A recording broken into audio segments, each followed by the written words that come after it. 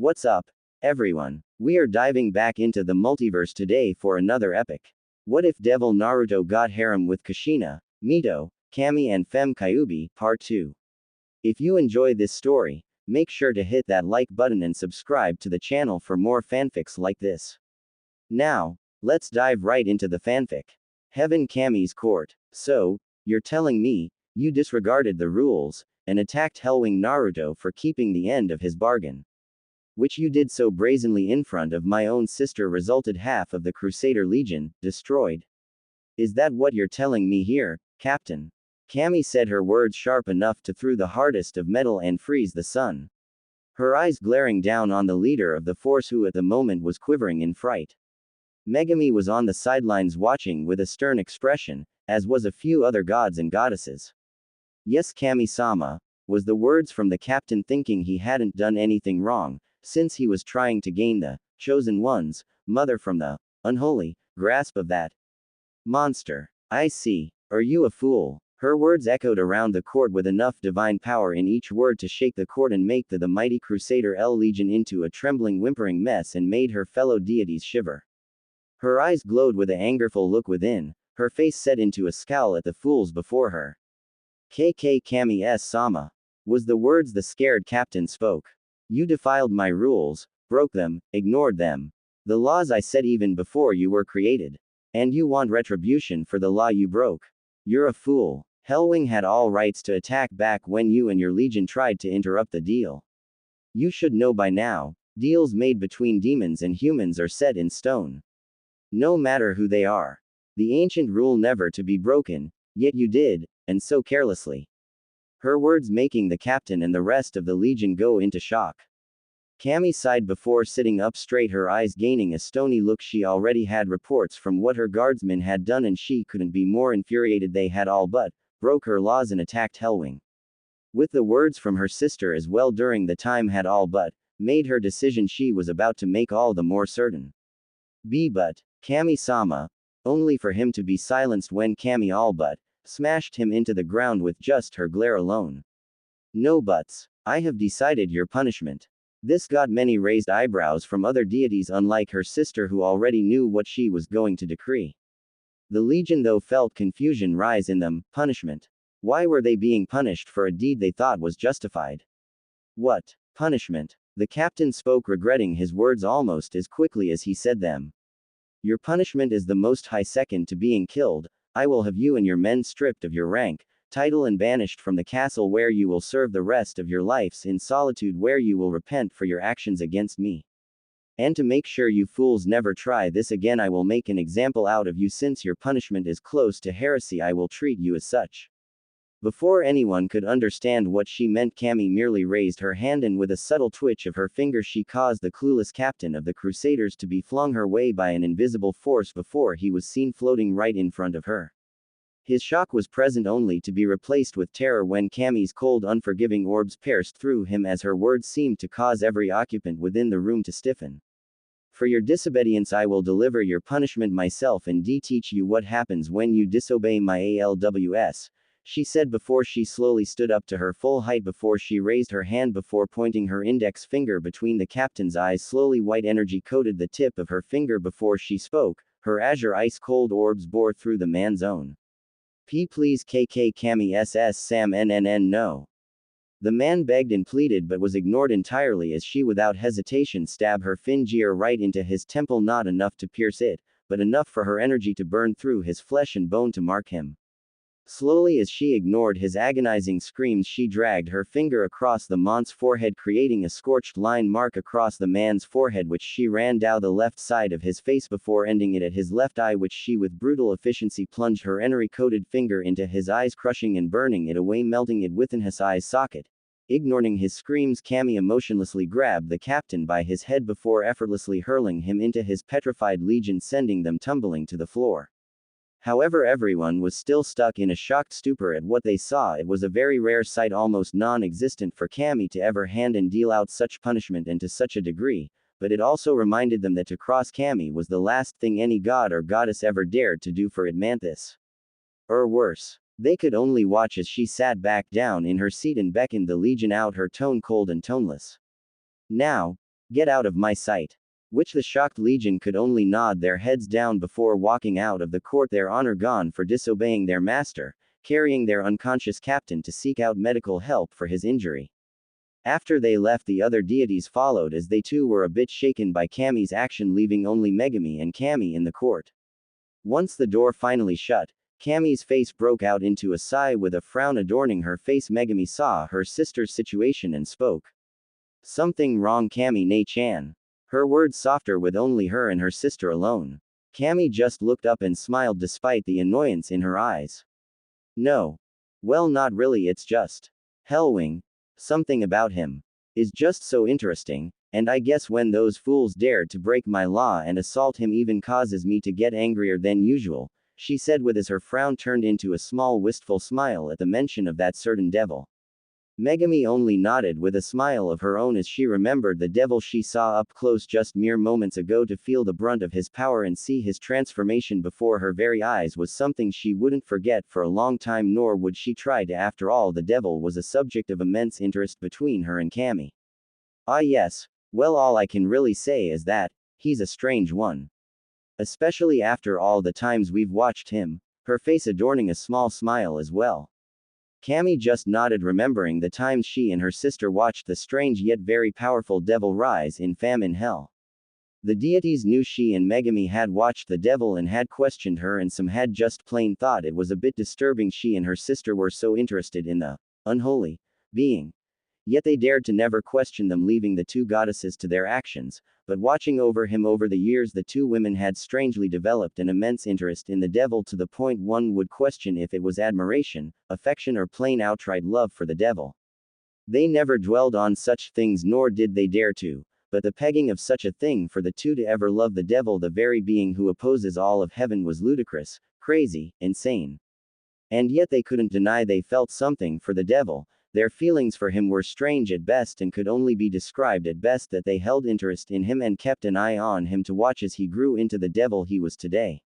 Though, I've got the strangest feeling something big is gonna happen, something catastrophic, her words making Megami frown. Who knows? The future is always changing, my dear sister. Kami nodded at her sister's words, but couldn't help but feel something big was gonna happen. And it would shake the three realms immensely. If only the two knew this change would alter their lives forevermore. 60 years later, hell. It's been a small yet very long 60 years in hell, and many things have happened since Naruto brought Kushina in as his slave and made her into a devil. One thing was that Naruto wasn't kidding when he said he would be training her in her demonic powers, for the next day when they arrived he had pushed her through the same training regimen he did to Mito. He made her do everything to get stronger, just as he did for Mito. And to Naruto's secret approval, she pulled through every challenge he sent at her with fervor to get stronger and prove herself to her master. The one that saved her from her nightmare and gave her a new life away from Ningenkai. Kushina, to Naruto's standards, was almost up to par with Mito. It would seem Kushina was much more in tune with training and sparring with either him or Mito, made her power jump by leaps and bounds. Mito, though, didn't slack up a bit. If anything, she trained even harder than ever before. Maybe it was because she had someone to train with. Someone that she could actually challenge without being beaten into the ground each time. Or maybe it was something else. Who knows? Only that Naruto knew the two, for the lack of the better word, were the perfect team. Mito the long-range fighter, as Kushina herself was a close-range fighter. Both worked out their weaknesses and made them their strong points, so their teamwork was most amazing. Hell, when they both fought together against Naruto himself, they were at least able to injure him in their devil forms, going all out while also making him actually put some effort to fight back. They were at the strength together of a second-level high demon, just under the level of a king, then a titan. Now when he gives them the time to gain experience with fighting other demons, their power and skill grow even more amazing. He himself was strong, yes, very strong, but over the last 60 years since his massacre of the Crusader Legion in front of Mito and Megami has made something within him crack, making his power jump each passing day. He didn't know what it was, but did welcome it with open arms, since he knew he was stronger than Lucifer, that he had no doubt in. But why was Lucifer still alive? Simple. Naruto wanted him alive. For one simple purpose, and that was to show him the difference between themselves. In both power and skill. Kushina at one point as did Mito once meet Lucifer when the devil had come to battle Naruto once more and saw how amusing it was in Naruto's eyes as the last time they first fought they were on equal footing. But on that one fight Naruto was toying with the devil making it look equal, but it was a fake that Naruto had kept up for years since his return with Kushina and Mito. It served its purpose as it kept Lucifer fueling and how he wanted to get stronger to kill his former student. The fool he is and always will be. Though word did reach hell about the Crusader Legion's punishment and of how they were stripped of their rank before thrown into solitude for disobeying Kami's rule and law. Naruto chuckled when he heard it. It was fitting really and amusing as well to see how the fools paid the price for their actions. Although if it was him, he'd skin them alive before throwing them into the pits of hell where they would be tortured for all eternity. Kushina hadn't changed much in appearance since her time in hell, but her attire was more tight-fitting than the loose kimono her friend Mito wore. For Kushina wore a crimson kimono along her body hugging her hourglass figure perfectly as a black toby was wrapped around her waist which held her maroon-colored katan through her toby as hoister. Black swirls adorned her kimono while the banga of her hair were held up by a yellow hairclip. The Uzumaki insignia was etched into the back of her kimono's fabric. Overall she looked deadly. One very deadly devil empress hell many mistook her for the twin sister of Mito for their looks but different tastes in combat. At the moment we could find both Kushina and Mito kneeling on the ground panting, their eyes were glistening in exhaustion yet pride at their latest achievement. For in front of them was Naruto, standing in front of them his arms crossed with a giant gash across his chest. His own eyes showing signs of approval as well. Good job you two, you've injured me to this extent. Only for Mito to point out her own answer with a smile on her face. True, but that's nowhere near to truly injure you. But I do see the improvement we're making. Naruto just shook his head at Mito's words. True they did injure him but the gash already started stitching back together closing up the wound leaving in seconds not a single blood stain. Though to even hurt him was something for it was impossible to do due to his remarkable regeneration. Alright that's enough for today. Go rest you'll need it for tomorrow's training. Which they both nodded at. Though when Naruto cast his gaze from Mito to Kushina he saw something in her eyes that made him frown. It was sadness. Hell Street of Helma. Walking along the streets of Helma, the village of demons of all kinds was Naruto his slaves on both his sides. Demons all parted way from them or those that knew of Naruto's reputation steered clear however it was the children that gazed upon the devil in awe and reverence. It was like the stories they heard was true from their parents, the legendary devil was as their parents told them about was. The hair, the face, the clothes everything about him was true. Naruto walked through the street his face indifferent as ever. The reason for their visit to this city was for a means as he got word that a demon titan was causing havoc in the town and was murdering innocent demons and children. But honestly he didn't care about that, what he did care about was that the fool was using his name as a leverage. He heard rumors the demon was his underling and used that as a way to get away with things he did. He didn't like that. He did not like that at all. If there was another thing Naruto hated with a passion it was those that used their name or fame to get away with other things. But this demon was using his name to do acts like this. That he would not allow. Hey mister. Hearing the words Naruto looked over his shoulder to see 3 kids with 2 adult demons, all of them were from what he could tell the Inu demon. Very powerful demons that could be powerful in their own right or peaceful beings that wanted nothing to do with violence. Raising an eyebrow he spoke, yes child. His words cold and indifferent. Mito and Kushina looked on at the sight with curious eyes. It was rare for people to speak to their master and especially children since some were either scared of him from stories they were told or the deeds known throughout hell was told to them made them too awed at his sight to even speak with him.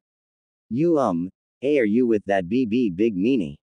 The little female dog demon asked in a stutter. Naruto rose an eyebrow before giving a slight brief glance to the parents who of which tensed before casting worried looks at their children. Looking back down at the children he spoke. Big, meanie. No, I'm not. This made a male Inu Yukaya look up with hopeful eyes as his tail wagged back and forth excitingly. Then are you gonna take care of him? I mean, beat him up and take him away from here. He's caused us so much pain, which Naruto just looked at the little child before turning his head back in its original direction. That is, Correct. Before he walked away, his slaves following in behind him. He never saw the wide and hopeful eyes of all the Inu demons along with those that heard the conversation. With Naruto, he had only been a few minutes until they got to their designated spot. It was a pub basically where he and his slaves could already feel the yokai within, so with a slight knock, the door was slammed off its hinges and into the wall, silencing all the actions that just went on in the pub. All eyes were on Naruto with Kushina and Mito behind him looking upon the wide-eyed demons in cold indifference. Naruto took a step forward and spoke. Now, which one of you is named Garrosh? He said, and just as quickly as those words left his mouth, all pointed at a demon that just ran out the door. Twitching, Naruto sighed, rubbing his temples. Pathetic fool, he said before all three vanished like the wind, only to appear in front of a demon that halted right in its steps. Its big hulking body froze in mid-step, its red eyes wide in terror as Naruto appeared in front of him with a sinister look in his purple eyes. They were all on the streets of the Helma with villagers alike looking upon the scene with fear of what was gonna happen. The demon was named Garrosh Hellscream, who in general was a blood-red skinned fell orc which dwarfed the size of other regular orcs. This was another demon titan that was known for his brute strength and abilities to rupture and upheave the very ground of hell, earning him a fierce reputation as a demonic killing machine. Yet that meant nothing to the devil before him, not that he knew who this truly was. So you're the one that's been using my name to cover up your crimes, right? Garrosh then right there answered his question by speaking. And just who are you exactly? 'Cause you know if you attack me, my boss Hellwing Naruto will come down here and kill you, before taking your little whores with you, it said with a lecherous grin when its gaze set upon Kushina and Mito. Now this was a very bad thing to say, since for one both Mito and Kushina gritted their teeth in anger as their demonic aura came off them in waves. The second thing that happened was, Naruto's eyes gained a much more evil look in them before his eyes quickly gained a slit within. That, you foolish child, was a mistake. For one, who do you think you're talking to? You say you work for Hellwing Naruto. Do you even know what he looks like? Well, let me give you the picture, right in front of you, for I am Hellwing Naruto. His words making the demon take a step back in shock once its eyes finally settled upon his appearance. His form started to tremble shakily as the combining demonic auras started to push down on him. Taking a step forward, Naruto spoke once more as his eyes flared purple as his form flashed in demonic aura. And insulting my slaves was your second and worst mistake you'll ever make again. With that, Naruto descended upon the demon, laying down a beating so horrible that many demons that watched flinched and closed their eyes as the horrible screams from Garrosh echoed all across the village as his blood painted the walls and flew into the air. Crushing his tusks and jamming one through his chest, he sent the orc through several buildings before sending him into the ground, causing it to crater beneath the behemoth of an orc. Before the demon had time to even get up, Naruto was already there, his heel coming down, which slammed into the orc chest area, causing a faint crack before the orcs caved in on itself while Garrosh's eyes bulged in agonizing pain. Such strength. Soon Garrosh was reintroduced to a whole new realm of pain. 15 minutes later, once the beating was over with Garrosh beaten and bloody, was over Naruto's shoulder as he and his slaves walked down the streets. They were on their way to throw the body into the hellfire pits where the demon could be tormented for what he has done. He didn't get off easy with Naruto and won't certainly ever again. Too busy screaming for mercy as his flesh and bones are burnt away only to regrow again, making his pain endless. As they walked though, Naruto kept giving small glances at Kushina since he had been seeing her act weird lately, strange actually, since she was usually a ball of energy most of the time. That's when he heard something. The mister did it. He beat the big meanie. Was the voice Naruto knew too well. Looking to his right, he saw the family of 5 Inu demons looking at him in either gratefulness from the parents or the awe looks from the children. That's when the youngest, a little female-looking Inu, ran over to him, her big black eyes wide in awe.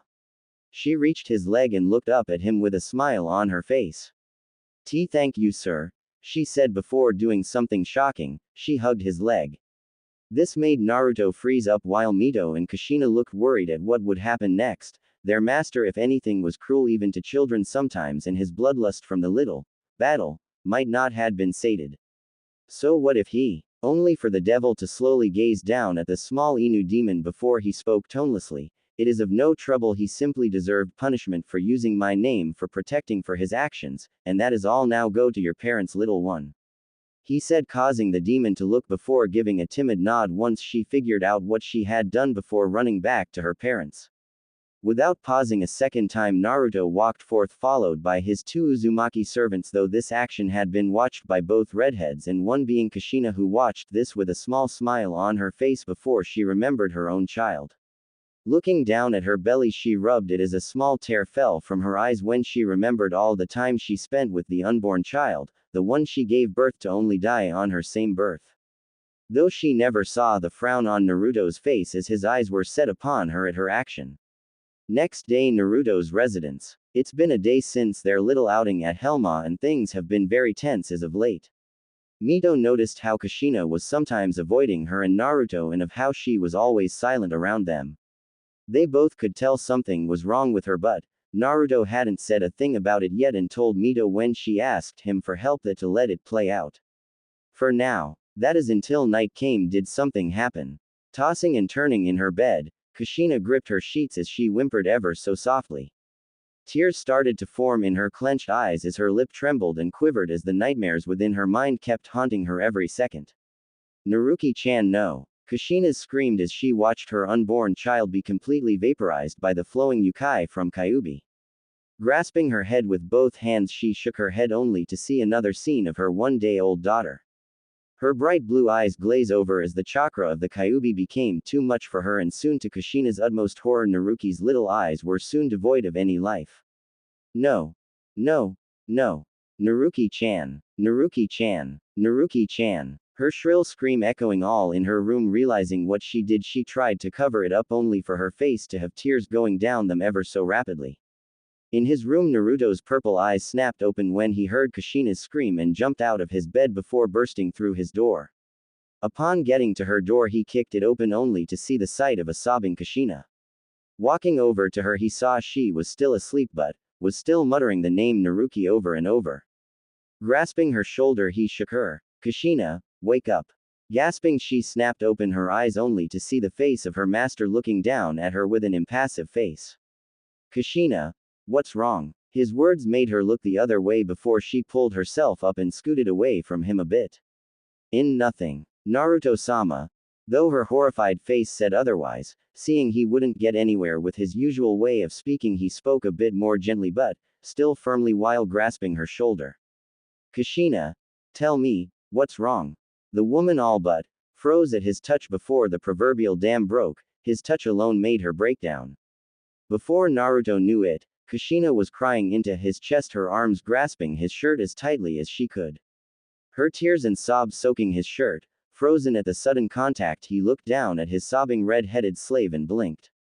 Well, this is awkward. Not seeing any other way to handle this, he awkwardly wrapped his arms around her. Though when he did so, he felt something in him beat a bit faster. He frowned at what it was and pushed it down. It was a strange feeling, but something he didn't wanna feel right now. That's when he heard the door open. Glancing, he saw Mito walk in and saw her questioning gaze. Shrugging, she walked over and sat on the other side of Kushina and started to pat her back gently. Rubbing her back tenderly, she spoke, Kushi-chan, what's wrong? Only for her to keep crying into Naruto's chest. Seeing she wouldn't be talking for a bit, they all sat there waiting for her to calm down. It took a few minutes, but slowly and assuredly Kushina slowly got control of herself. Yet she was still in Naruto's arms. Pulling away a bit, she wiped her eyes from her red puffy eyes. I'm sorry for that. Mito just rubbed her back as Naruto kept looking at her with a questioning gaze. It is of no trouble, Kushina. Now tell me, what is wrong? Knowing she couldn't get out of this, she sighed. It's just, I miss her. I miss my baby Naruto-sama, my daughter, my Masumi, my Naruki-chan. Every time I go to sleep, I have nightmares of her little baby form dead in so many ways. They won't quit haunting me, and it's starting to tear me apart. She finished before closing her eyes to hide the tears. Mito just looked at her with a sad look in her eyes. Naruto himself frowned before sighing in a bit of irritation. I see, I was afraid of this. Well, you see, Kushina, the reason you're like this is because you didn't live a full life. Unlike Mito here who lived a good century and 20 years. You died a young life as a newly first mother, a way that is quite possibly the worst way to die. So it's no surprise you're being haunted by visions from your previous life, he said looking at Kushina with curious eye. It also makes it a bit worse that you have these dreams since you feel you have no one you truly believe will help her. This is what happens when mortals don't live to their fullest and die so early on, which made Kushina look down sadly knowing she had died so early on the day of her daughter's birth. But, what I'm curious about is that, Kushina, is the subject of her being a Jinchuriki a secret? Which Kushina just nodded, her head still laid upon Naruto's chest feeling the slightest comfort and warmth from him. Yes, it is a well-kept secret that she is a Jinchuriki, that is how I and Mito's position was kept secret, it was never told of what we contained. Naruto nodded at this. I see then your daughter, she should be okay, if the secret is kept safe then she should be living a partial normal life and if she inherited your luck her life might be better in the future. So there is no need to worry Kushina, which the woman begrudgingly nodded before falling asleep in Naruto's arms, seeing this made Naruto feel in an even more awkward position and looked at Mito. Giggling at his almost nervous expression she got up before she helped Naruto set her back to sleep. After seeing she was fine, they walked out of the room Mito still giving her form a sad look before she walked out first. As Naruto himself walked out closing the door his eyes gave her form one glance with a look in his eyes that showed something. Something none one would see in his eyes ever. It was sadness. Then he closed the door not knowing this event would be the chain reaction to churn to the three realms forever. But later on, even with her state of being helped by Mito and her beloved master, the force of not seeing her daughter came back to her and, in much more force than ever before. Though she hid it best she could it was slowly getting harder each passing day. Just seeing her little daughter dead and, now ways of calling out her kept haunting her even more. Now though it finally got to her and, she needed help and she needed it now. She wanted to get rid of the nightmares which haunt her at every turn. So it was a great surprise that as Naruto and Mito were training on the outskirts of Naruto's residence did Kushina come out of the forests with a very nervous look in her eyes. Naruto rose an eyebrow at her as Mito blinked before speaking. Hey Kushi-chan, is something the matter? Which the red-haired woman just stopped in her tracks only this time. She stood right in front of Naruto her head down as her shoulders shook her hands were clenched so hard they were cracking and popping under the pressure. In Naruto-sama, I know I've been acting strange lately but, it has been somewhat, a strange thing for me to say. It's just that, I want to see her. I want to see my child, so much. I miss her so dearly. She shouted the last word before falling to her knees before her master. Knowing what she was doing was shameful so shameful and especially of her master but, she just couldn't help it anymore. She missed her baby, her little daughter, her Naruki-chan. She wanted to see her, hug her, anything to just see her. Naruto kept his gaze on Kushina as Mito slowly closed her eyes with a sad smile on her face came up. That's what's been bothering her why didn't she see it? She thought Kushina had gotten past it already but, looking at her master though she could see the hesitant look in his eyes as he thought up of how he should answer her. I see, you wish to see her.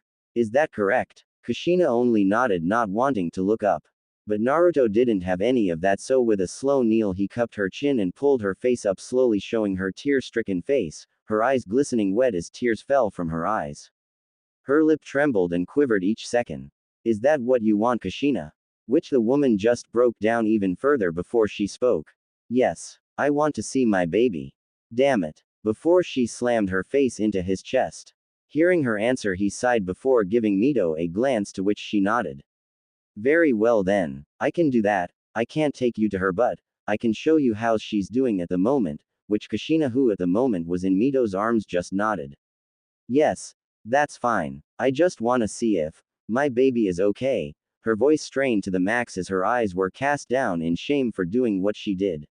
She just couldn't control it anymore. She wanted to see her child but, to break down, cry and yell at her master. She felt so horrible and disappointed with herself that she only in her sister figure's arms did she feel better.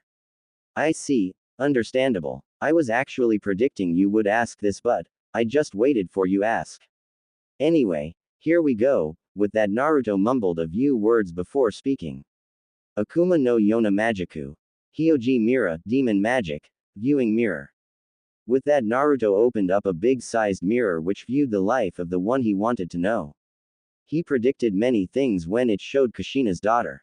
He predicted her living a somewhat normal life, a life where she was protected even. He was dead wrong. For when he opened the mirror, hell would forever be shaken to its core. Ah, stop it. Leave me alone, was the female childlike cries of the little blonde red-haired girl in the mirror. Her pleas for mercy unheard as the people attacking her didn't stop. The girl was at the age of 5 and had long golden with red streaked hair. She wore nothing but rags and had 3 whisker marks on each sides of her face. Her eyes were that of the purest blue. It was like staring into an ocean. Though her body looked malnourished beyond possibility, wounds and injuries could be seen among other things. Her face itself was bleeding as tears freely roamed down her pudgy face. No. Demon scum. You'll pay for you've done. Feel the pain from your betters. Shouted a drunk shinobi as civilian and shinobi alike beat and abused the little child. Beer bottles, weapons, kunai, senbon, shuriken and worst of all katanas. The 3 all watched this in emotions going throughout their bodies. Mito was trembling in anger, sadness and most of all hate. Her form trembled and shook as tears fell from her furious eyes as her shoulders and arms shook with each passing hit that was upon the little child. Kushina herself was more on the verge of a breakdown. Her face was formed into the shape of horror and anger mixed in. Her eyes were glistening in anger yet terror for the child. Her arms were wrapped around herself as she watched the scene of the little girl, her own daughter, be tortured. Her daughter's pleas for mercy rang through her ears clear as day. She felt so horrible she wasn't there to help her, keep her safe like a mother should and tell her it was okay. By Kami. I'm the worst mother. Naruto himself though was acting strange. His eyes were full on the scene with a strange look in his eyes as his right hand trembled and twitched every so often. His mouth twitched a bit like he was about to growl or snarl something bad. He slowly, ever so slowly, raised his right hand and looked between it and the child in the mirror. Kushina, isn't the secret of being a Jinchuriki supposed to be kept secret? Which he got his answer from Kushina when she all but nodded. Then, what the hell am I seeing? His words so cold that it made the 2 involuntarily shiver. With that he looked at his right hand once more. The hand that touched Kushina's swollen, pregnant belly. The same one that felt the many excited kicks from the unborn child. The same one that rubbed and played the little touch and kick game the child acted. He looked upon the child once more to see her tears pouring from her eyes, her pleas of mercy, her cries of pain, her yells of anguish. With that Naruto's right hand quickly clenched as he looked up at the red sky of hell and spoke. Do you see it now, Kami? Are you that blind or ignorant of your creations? Your precious mortals, look at what they are doing to their savior. They are torturing her, a child, an innocent soul with not a touch of sin in her body. If you won't do something about this, he said as his eyes glowed purple as the ground beneath his cracked and shook. Kushina and Mito looked upon him in confusion as his Yukai energy was rising. And fast. Somebody, help me, please, was the final pleas from Naruki. The choked back sobs of Mito, the cries and mutters of Kushina finally set him off. Like a damn bomb. His eyes then gained an even more sinister glow before his mouth formed into a demonic snarl as his body just flashed with his rising energies. Then I will. For those pathetic fools do not deserve such a gift. Within Naruto broke. An ancient feeling of power rose up into Naruto. His eyes glowed and flashed purple, showing no sign of pupils before the thin sign of a demonic slit for a pupil formed in his eyes. His body erupted in just pure black Yukai with purple streaks here and there, his body hidden from sight and those of his 2 worried slaves. All across hell, many could feel the massive Yukai energy build up, for it was just too gigantic to ignore. The sudden explosion of pure black and purple streaked Yukai which erupted into the skies of hell itself could be seen by all of hell. The massive ball of Yukai which got bigger and bigger by each second made a few so uneasy they would lose control of their bladders or just die from the sudden expulsion of such Yukai. The ground shook, the mountains trembled and crumbled, the sea of blood itself boiled, the sky itself looked as if it was about to shatter all on them. That's when all that Yukai, all that power that was just so unimaginable just condensed, making the ball of energy shrink further and further as the wild and chaotic demonic energy now did something even more terrifying. It got stronger, passing the demonic titans themselves in power. It towered over all in hell, making many just feel like an insect in comparison. That's when many saw it. A giant shadow loomed all over hell, the source of it being exactly where the explosion occurred. Only when its form shifted and showed its true appearance did many freeze in petrifying terror. For in front of them all was a crimson-eyed apparition, it being passing the red sky itself, looming over hell. It could be seen that the apparition was demonic in nature. No, demonic isn't the right word. What is the right word is hellish, nightmaringly terrifying. It had a maw filled with glowing purple giant razor-sharp teeth which seemed to look as if it could tear through the hardest of divine metal. Curved horns stuck out of its head going past its forehead in a curved pattern. The wings of this thing were massive, they all but overshadowed hell, the sea of blood, even the mountains themselves. But the eyes, oh Kami, the eyes, it was like staring into the eyes of a wrathful god. The avatar of death looked to be just within those very eyes. They glowed crimson yet was so full of bloodlust and vengeance that it made many want to actually pray to Kami herself for forgiveness. Deep within a castle, Lucifer himself sensed the very powerful, even godlike energy explosion. Looking out, he saw the one thing that made him scowl. "This is your doing, isn't Hellwing?" he said, spitting out the name like it was pure venom. That's when he heard the sound of someone walking from behind him. So this is Naruto's power. "Lucifer, you never told me he was this powerful," was the seductive voice of Lilith. Her purple-skinned body imperfect is her seductive smile that could make any mortal man just bow before her. Her eyes glistened in excitement yet curiosity as her set upon the apparition that which loomed over the castle itself. Grunting, Lucifer spoke. "He's been hiding this from me all this time. All our battles, all our fights. He's held back against me. How dare he?" he yelled as his own demonic energy blasted from him. Lilith herself just stayed where she was as her eyes danced with amusement at Lucifer's outrage. Though her eyes did shift once more to the apparition and she licked her lips as her body trembled and shivered in excitement. I wonder how our first meeting will be. Hellwing. Explosion site. Kushina and Mito both looked on at the apparition that appeared in the sky with something akin to fear yet amazement as they beheld the sight before them. The power, it was so amazing it rose up above the demon titans and they were pretty sure by now was up to par with the deities. Though that's when the apparition started to shrink. It condensed smaller and smaller until it got all the way down into the crater. The crater itself looked as if you could place the sea of blood itself within. It was enormous. Only when the apparition reached the very bottom did they see what become of their master. And they did somewhat, for his figure looked shadowy at best, but it struck fear into their hearts when they saw the demonic glowing purple eyes of the shadow loom onto them. Their breath hitched when its gaze fell upon them. They truly felt like nothing to this being.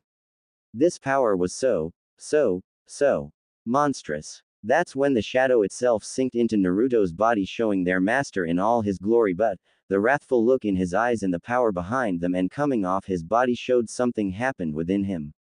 Something ancient, something powerful awoke and made him snap. His power was at least tenfold of what was before. It was like the proverbial dam that held back his true power cracked and broke after being hit with its last hit. His body was just seeping out yukai and waves upon waves of his power came off of him. His clothes blew in the wind as did his hair. The purple glow of his eyes flashed with so much anger that it made the two flinch. "Kushina, Mito, it's time we paid a little visit to Ningenkai." The demonic tone in his voice made them both shiver in what they didn't know, but there was one thing that was for sure. Their master was beyond irritated now. They have never ever seen him so angry before. But now his eyes just glowed in many emotions that was shocking to be in the eyes of such an unemotional devil. There was many emotions they saw: anger, hate, vengeance, but the noticeable of all was wrath, pure wrathful fury that of any could bring forth. But when they remembered the words he spoke, they stood up still, a bit shaken at the state of their master, and jumped to his side. "Why yes, Naruto-sama," they uttered stiffly, nodding. Naruto just snapped his fingers before a crimson demonic circle appeared below them. The demonic language too difficult for either of them to even comprehend, and right then they were enveloped from below by a reddish glow as the flames of hellfire erupted around them. Soon their bodies were fully covered before they all sunk into the circle, disappearing along with the circle itself, leaving a giant cratered yukai-infested land. Ningenkai Konohagakure no Sato. Running on the streets on Konoha on her small legs was Naruki, her fear-stricken face with tears running down her eyes. Mobs upon mobs of civilian and shinobi alike chasing her down with insane grins upon their face with a murderous look in their eyes. Many wielded weapons of all kinds, many were just in pure glee at being able to hurt the demon. Running around a corner she slowed her pace to catch her breath, blood fell from her arms and legs as tears fell on the cement ground. Why? Why her? Why was she the one bearing this kind of injustice? It was so painful. Not having any parents to keep her safe, protected, being alone as she was with her only friend being the voice inside her head. Why? What have I done? Why? Her childish voice strained from all the painful screaming she's done, from the beatings she's gotten from the people of the village she lived in. Hey, I found the demon. This way. Her eyes widened in terror before looking back to see the running mob, and right then turned around and ran as fast as she could, hoping and praying she could get away with not getting injured badly this time.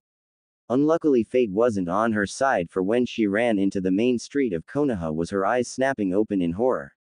For all around her was the many mobs of armed civilians and shinobi alike, all wearing that same sick grin. Looking back hoping for an escape, she saw to her fading hope that the mob chasing her had surrounded her as well. Quivering a bit, she did the only thing she could do, or of what she only knew what to do. And that was to get on the ground and huddle, hoping the beating would end. Tears fell from her eyes when she heard the many advancing footsteps of the giant mob and their plans to make her scream. Huddling even more, she whimpered. Someone, anyone, help me, please. Her prayer in some way was answered when she heard the many gasps from the mob, and after a while, not feeling any pain, she opened her eyes slightly to see something amazing before her, for below her was the slight reddish glow of something she couldn't identify. Akemi within her mind suddenly gasped.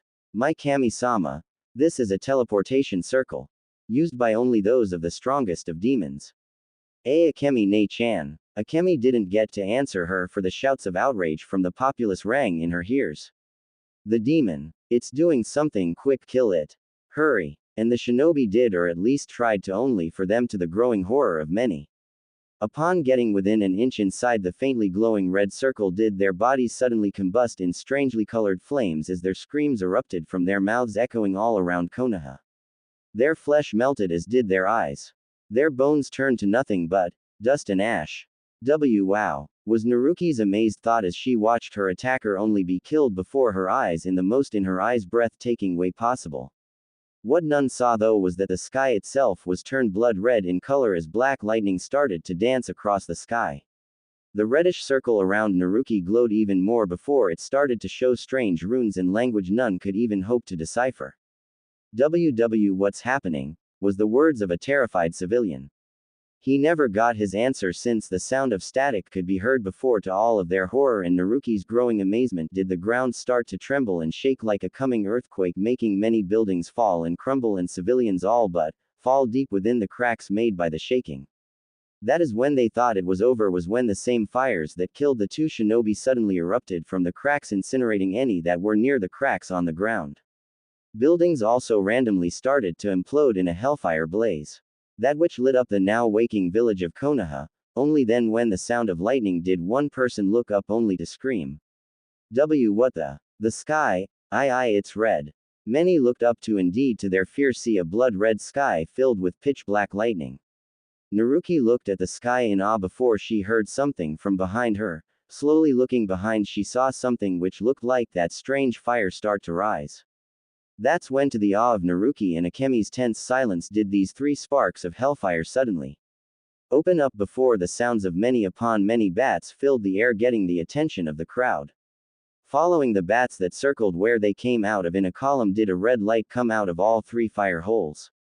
That's when, to the horror and fear of the crowd, did the one thing none expected to come out. It was humanoid shapes, of what seemed to be humans, that which were covered in bats from head to toe. The taller of the two only a foot away from Naruki. When they all came out completely, did the bat skin crack with crimson lines which glowed faintly. The cracks got more frequent before suddenly the crowd was blown back into the air and yards away from where they stood. Only strangely enough Naruki was still where she was, her eyes wide and filled with awe and wonder at what she was seeing. For she was seeing two of the most prettiest ladies she's ever saw. Their red hair looked so soft and silky she wanted to touch it. The one though with longer red hair was, strangely smiling at her. No way. If they're here then, that means. Naruki heard her but turned her gaze at the last person that stood right in front of her. His imposing statue made her shiver. His glowing purple eyes were looking all on Konoha, making her just think Konoha would just implode by his gaze alone. She wondered though who these people were and if they were also gonna hurt her. The thought made her tremble. Naruto himself, after looking around Konoha in just pure distaste, did give a glance down at Naruki, making her break into a shaking mess. When he saw the wounds and blood on her body made him clench his fist tighter before he looked up at all the squirming humans before him.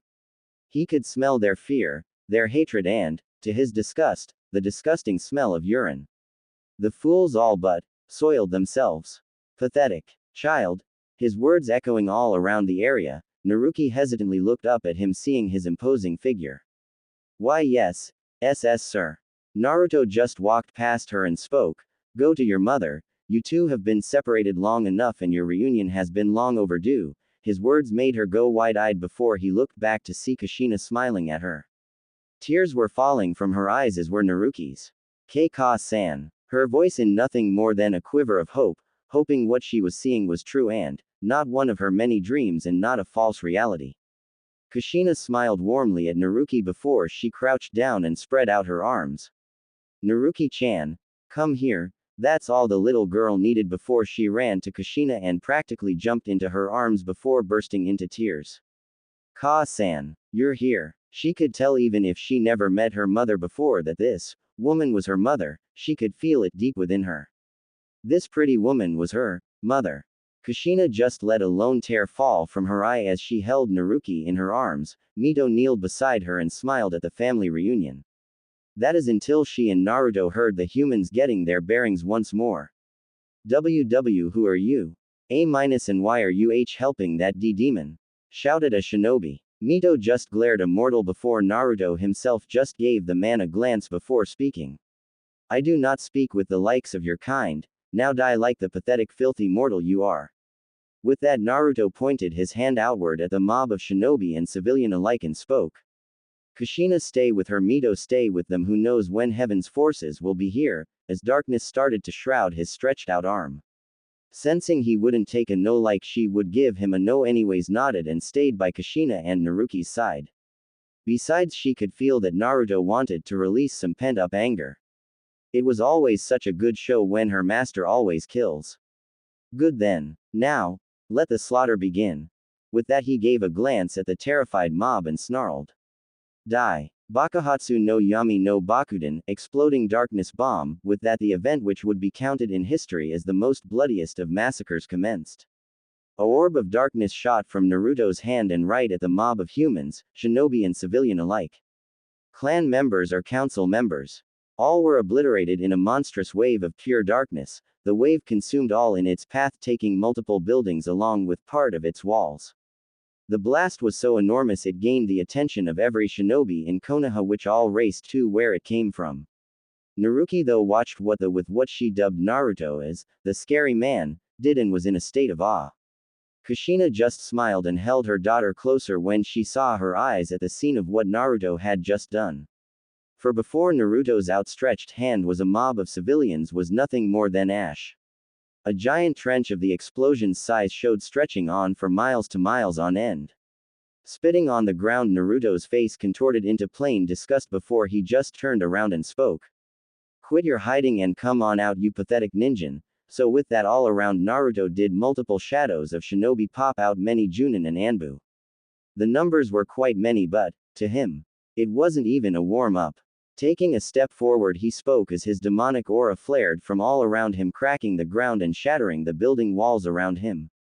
Let this be put into the history books. Let all of Ningenkai and heaven itself know that Konohagakure no Sato has its first ever massacre. With that, Naruto all but jumped at the shocked shinobi. They never saw what came next. Grasping one shinobi's head, he let out a snarl before snapping it. his snarl turned into a cruel cold smirk when he saw the terror-widened eyes. He looked at the charging shinobi and grunted. Twisting the head even more, he ripped it off, spraying blood like a fountain all over the approaching shinobi before he planted the disembodied head into a sneaking from behind him shinobi into the face, shattering his mask and practically with just force alone fused the head into the other's cracking and shattering skulls. Spinning around, slammed his foot into the ground before cracks came from the ground and, to many of their horror, hellfire suddenly shot up, incinerating them along with buildings around them. Pointing his right hand out in a strange position, he spoke. Haru. Titan no Kobushi, hellfire. Titan's fist, and to the horror of many, a giant hellfire titan-sized fist formed over Konoha's civilian district. It being the size of Kyuubi herself. Once it touched the ground, half of Konoha's village was destroyed by a massive explosion of hellfire. The ball of flame evaporated and destroyed all it touched. None were spared, children, civilian or shinobi. All were killed, none were spared. Men, women and children alike were not spared. His wrath, soon the corpses of the dead littered the ground while some were screaming as their flesh melted from their body from the intense heat. Wow, Naruto-sama isn't pulling any punches, Mito said as she watched the fiery ball of doom light up the blood-red sky. She watched as Naruto just gave a cold chortle as he butchered more vengeful shinobi. Kushina just nodded as Naruki kept her gaze on Naruto's form in what seemed like some kind of remembrance of some sort, his cloak billowing in the wind and smoke. Naruto's glowing malevolent eyes cut through the smoke of fire and sulfur like butter. Around him were multiple mutilated bodies of shinobi dead in their own way. The sound of dripping was heard, for upon Naruto's outstretched hand was a dead body of a Uchiha hanging off his arm. His hand shot through his skull. Waving his arm, he slid off the Uchiha before looking to his right. Another force of shinobi, foolish. With that he faced his to the right and spoke. Akuma Magiku. Jigoku no Kokaku Shu, demon magic. Skeletal hands of hell, and before the awe and amazement of the Uzumakis behind him did a rupture upon the ground crack open. Right then a group of shinobi appeared above it. Naruto smirked as he watched their faces form from hate and anger to horror and fear as skeletal hands coated in flames of hell shot out, pulled them down from the air and into the rupture. Ah, the fire. Ah, oh sweet Kami. The pain. Ah, what are these things? Wait, no. The last one silenced via by the bone hand crushing his skull in. Naruto just smirked cruelly and relished in the sounds of the humans' scream and pleas of mercy as their flesh and bones burned and turned to ash by the fires of hell. He watched them be pulled into the rupture with satisfaction in his eyes. That is when he sensed to his ire another forcing coming from his left, only a chakra signature higher than the others were with them. Bursting out of the streets were shinobi upon shinobi, leading them were Anbu of the highest level, and before them were the shinobi clan heads of Konoha. Finally was the one that made Mito have a twitch in the eyebrow. It was Senju Tsunade, granddaughter of Tobarama Senju and Godime Hokage of Konohagakure. Her amber eyes were filled with anger and distaste at the being before them who had destroyed so much of their village. With her were the clan heads of every clan in Konoha garbed and ready for battle, though Naruto just ignored their presence and spoke. Pathetic. If this is how strong Ningenkai has to offer, then I'm sorely disappointed, his uncaring gaze shifting back to his normal uncaring one. This seemed to irritate the shinobi that were ignored by him, and Tsunade spoke on their behalf. Who are you? And why have you done this? Which Naruto just gave her a glance, but it was enough to send her into hysterics when his purple demonic eyes set its gaze upon her. Soon an overwhelming feeling of pure demonic energy washed over her, making her shiver in petrifying terror. Snarling at how pathetic the woman was, he turned around, raised his hand up into the air. Pathetic mortals, witness the very bringer of your home's slaughter, before looking over his shoulder showing his glowing slitted eye. Before anyone could say anything or utter a single word, Naruto spoke. Haru. Varajingu Ryusei Shawa, hellfire. Blazing meteor shower. Right then all watched as the loud rumbling sound could be heard. Looking around, they suddenly looked up to see to the Konoha shinobi's horror and Tsunade's terror. Hellfire engulfed meteors coming down on them, they being the size of medium-sized buildings. Grinning at their terror, he walked back to Mito and Kushina as Naruki was still being held in Kushina's arms, but her eyes were glued upon the sky in pure awe. Watch. Konoha shall burn. Let this be a sign, for all of Ningenkai. his demonic words made Naruki snap out of her stupor and look up at Naruto's form, but when she did, she never felt a pang of hurt come to her head before a flash blinded her vision.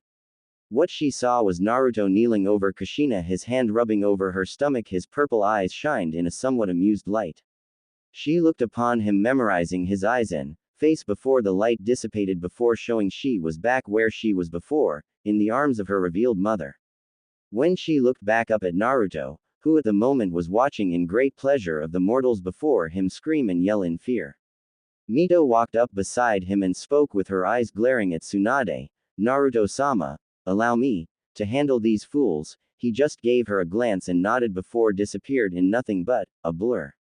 Appearing in front of the shinobi, she slammed her foot into the ground, shaking the area while making a few shinobi stumble, but it did get the attention of all of them. Though when they saw her, many went gobsmacked, or in Tsunade's case into complete shock. Mito-sama, her voice showing shock yet awe for seeing the legendary woman herself. Mito just cast a glance to Tsunade before sneering. Don't. Mito-sama, me Senju. I can already guess what you've done, Tsunade, as your time as Hokage, and to do such things to Naruki, you're as low as your pathetic family. Her words full of venom, since she could tell that Tsunade had done something to reveal Naruki was the Jinchuriki of the Kyuubi no Kitsune, which led to her being abused and hated. Tsunade flinched at her words and tried to speak, only to be silenced via Mito appearing in front of her, with her being held in the air by Mito's hand wrapped around her neck in a steel-like grip. Her feet dangled off the ground as she tried to desperately lessen the grip, only for Mito to grip tighter. Now, Senju, watch masters work on your pitiful village. Watch as your foolish family's creation is reduced to nothing more than a smoldering crater. With that, she turned Tsunade in the direction of the blazing meteors and made her watch in horror as the flaming rocks came upon impact with the ground. Boom! Konoha lit up like a Christmas tree as multiple spheres of hellfire sprouted, all in Konoha, destroyed it and killing all in its wake. Screams could be heard as civilians and shinobi alike ran around, their bodies lit on fire, with them too falling on the ground, leaving nothing behind but ash. Buildings were nothing but dust in the wind, leaving nothing but smoldering dirt. Ash, dust and smoke blew in the wind as the echoes of screams and yells of humans rang through Konoha, as well as the cries of children. Tsunade watched it all as tears fell from her eyes before Mito uncaringly threw her into a building, with it collapsing all on her. With that done, she spat on the ground before turning to her master and walked to his location. The shinobi that watched the scene just saw red and charged in blind fury, only to make their last mistake. Fools! Akuma Magiku, Saoryu Sheisei Doroganzu, demon magic, soul-eating dragons, and to the horror of the shinobi, a dark circle appeared behind Mito, and in a blink, multiple black dragons shot out with their maws wide open. Too late to react, their mouths flew open in a silent scream as the dragons shot onto them. Never breaking stride, she walked over to the others and bowed her head at Naruto, which he just nodded before she got Kushina's side once more. Naruto himself looked around, seeing no others coming for them, then suddenly he looked up in the sky and frowned. So they send him? Quite desperate they are. They heard his words and looked at him questioningly before they saw him looking up. Doing the same thing, Naruki gasped, as did Kushina and Mito. For a bright hole opened up, splitting up the crimson sky before a figure could be seen floating down. Naruto just frowned when he was confirmed of who it was. When it was clear to see who it was a man. He was tall, around the 6 feet 5 stature, but everything else was cloaked under a massive black cloak, with ripped ends at the end. His face as well was covered with only his glowing white eyes shone, with themselves showing boredom. But the real eye-catcher was the angelic wings upon his back. They were spread out in a 15-foot span, with them being a dull gray in color. Finally was the giant Zanbato strapped to his back. Naruto merely stared at the being and spoke. So Kami sends her best of the best when she can barely even keep her own creations in check, isn't that right, Abaddon? His tone changing to a more demonic tone. Said man just looked upon him, his eyes changing from boredom to a joyful yet curious look. Hellwing. Haha. It's been millennia. How are you? Naruto just shook his head at the man's choice of words. His two slaves and Naruki watched on in curiosity. You never change, but then again you wouldn't be Abaddon if you had, which made a glowing white smirk appear on the shadowed man's face. As have you, causing trouble have we. This made Naruto roll his eyes, that is until the man's cloaked figure tensed and spoke in a more serious tone. Now, what have you done this time, to enact the wrath of the deities, as a whole this time? Which Naruto just waved off his question in a non-nonchalant manner. Nothing really, just doing a little clean-up, pathetic humans here and there, which made the man's eyes narrow. You mean slaughter, like this, right? Gesturing at Konoha's smoldering form, shrugging, Naruto gave an uncaring glance.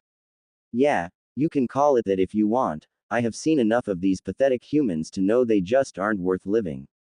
They're nothing but sinful beings of the highest order, you know that as well as I.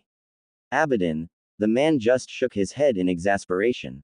True, I will not deny it, but you have angered the court of Kami with this action, Naruto, for you have the child of prophecy in your grasp, and that is something Kami cannot let continue, which Naruto just grunted.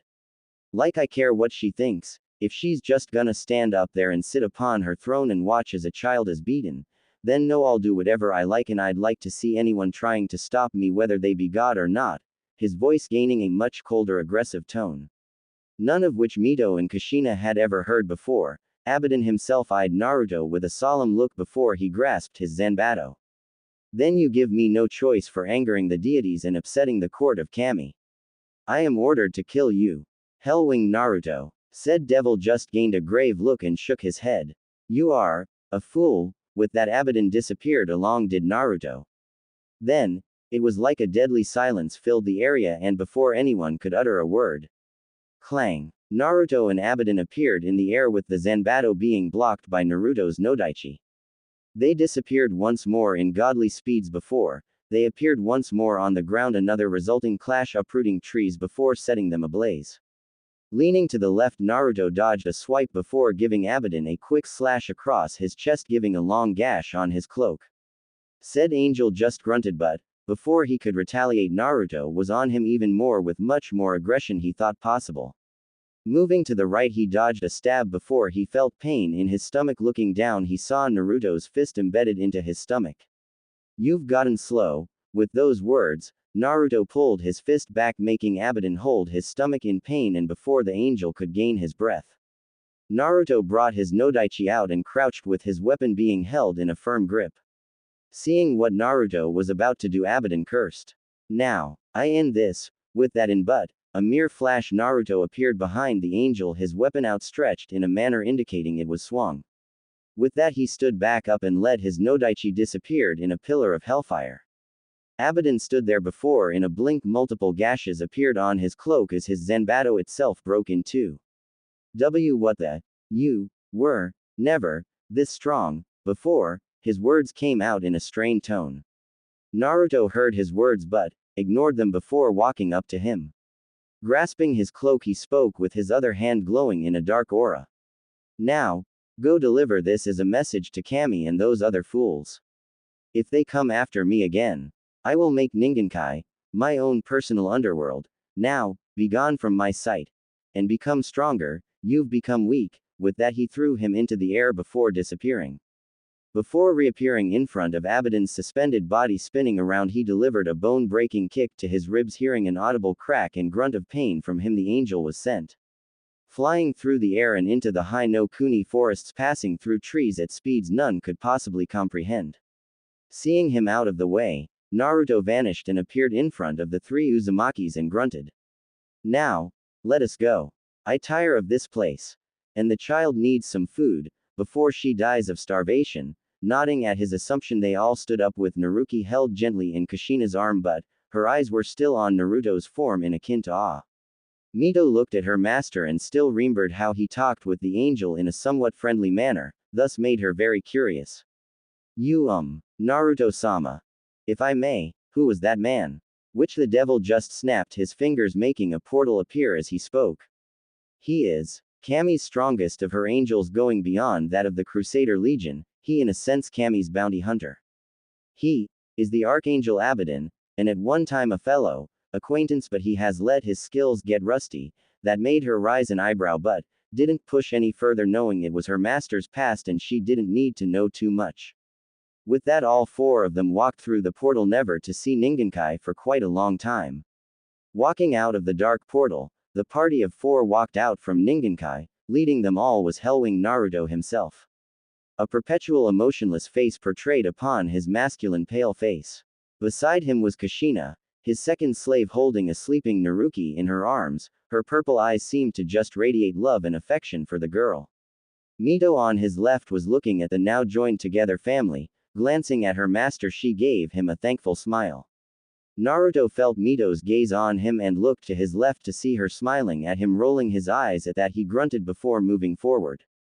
As he did so, he gave an ever discreet glance at Kushina, smothering the little child, and couldn't help but feel a small jolt of something strike at his black heart. What it was he didn't know, but he was assuring himself it wasn't anything of what he thought it was. Narrowing his eyes though, he did feel the accumulation of yokai gathering around Naruki and knew they needed to hurry before the child suffered from the drawbacks of being in hell. And, looking around the area of where his outpost and house used to be, he mentally scowled. Looking over at the Uzumakis, he spoke, "Mito, Kushina, come, we must hurry before the yokai affects her. Since the residence is destroyed, we'll be going to my secondary base of operations." He received confused glances from the two women as the little 5-year-old girl just snuggled more into her mother's warmth. Naruto-sama, not to sound rude, but where is this other home? Mito asked, which her devil master just gave her a glance before snapping his fingers, creating a portal once more. Walking toward it, followed by the two, he spoke, "It is located near the volcano of Unmade Doom. Once there, we shall go into the house where we can begin Naruki's transformation." Kushina and Mito nodded at this, knowing the only way for Naruki to live in hell, if she was to be doing so, was to become a demon. They both knew this and didn't quite care. Humanity was all but a disgusting term to them. They honestly couldn't be happier to have chosen the life they had now, especially Kushina, as she held her little Masumi in her arms once again. Though what none saw or sensed for that matter was a pair of eyes watching them with pure disgust and hatred for the three devils. Cliff side of the volcano. Stepping out of the portal, Naruto and the group came upon the cliff of one giant volcano, one where the very peak itself reached past the dark blood clouds itself. The two seemed to be marveled at the sight, as lava seemed to run down its out shell, somehow separated from the cliff side itself. "Mito, Kushina, stop standing and hurry up." Naruto's voice shook them of their stupors and rushed toward him. Kushina, while following her master, looked down at Naruki only to see, to her growing horror, her face scrunch up like she was in some sort of pain. The whimpering didn't help it either. Naruto seemed to have heard the small whimpers and appeared beside Kushina with an impatient look in his eyes. "Damn it, the effect of the yokai is spreading faster than I thought. I'm gonna need to improvise," he said before taking Naruki from Kushina's shocked form. Then he looked at both Kushina and Mito. "Follow me." With that, he shot off deep into a cavern within the volcano. Without a second of hesitation, they followed him in. Not knowing what their master was going to do, they never did see a shadow of a being within the darkened cliffside. Within the cavern, Kushina and Mito had both caught up to their master, only to see him standing in a runic circle similar to the ones he used on them, only this one being written differently this time. The other thing that was different, that instead of a dead body in the center of the ceiling circle, was Naruto himself holding the little girl in his arms. His yokai seemed to slowly seep out of him and into the runes in the arcanic circle. His eyes seemed to glow ever so slowly as his hands held the trembling Naruki.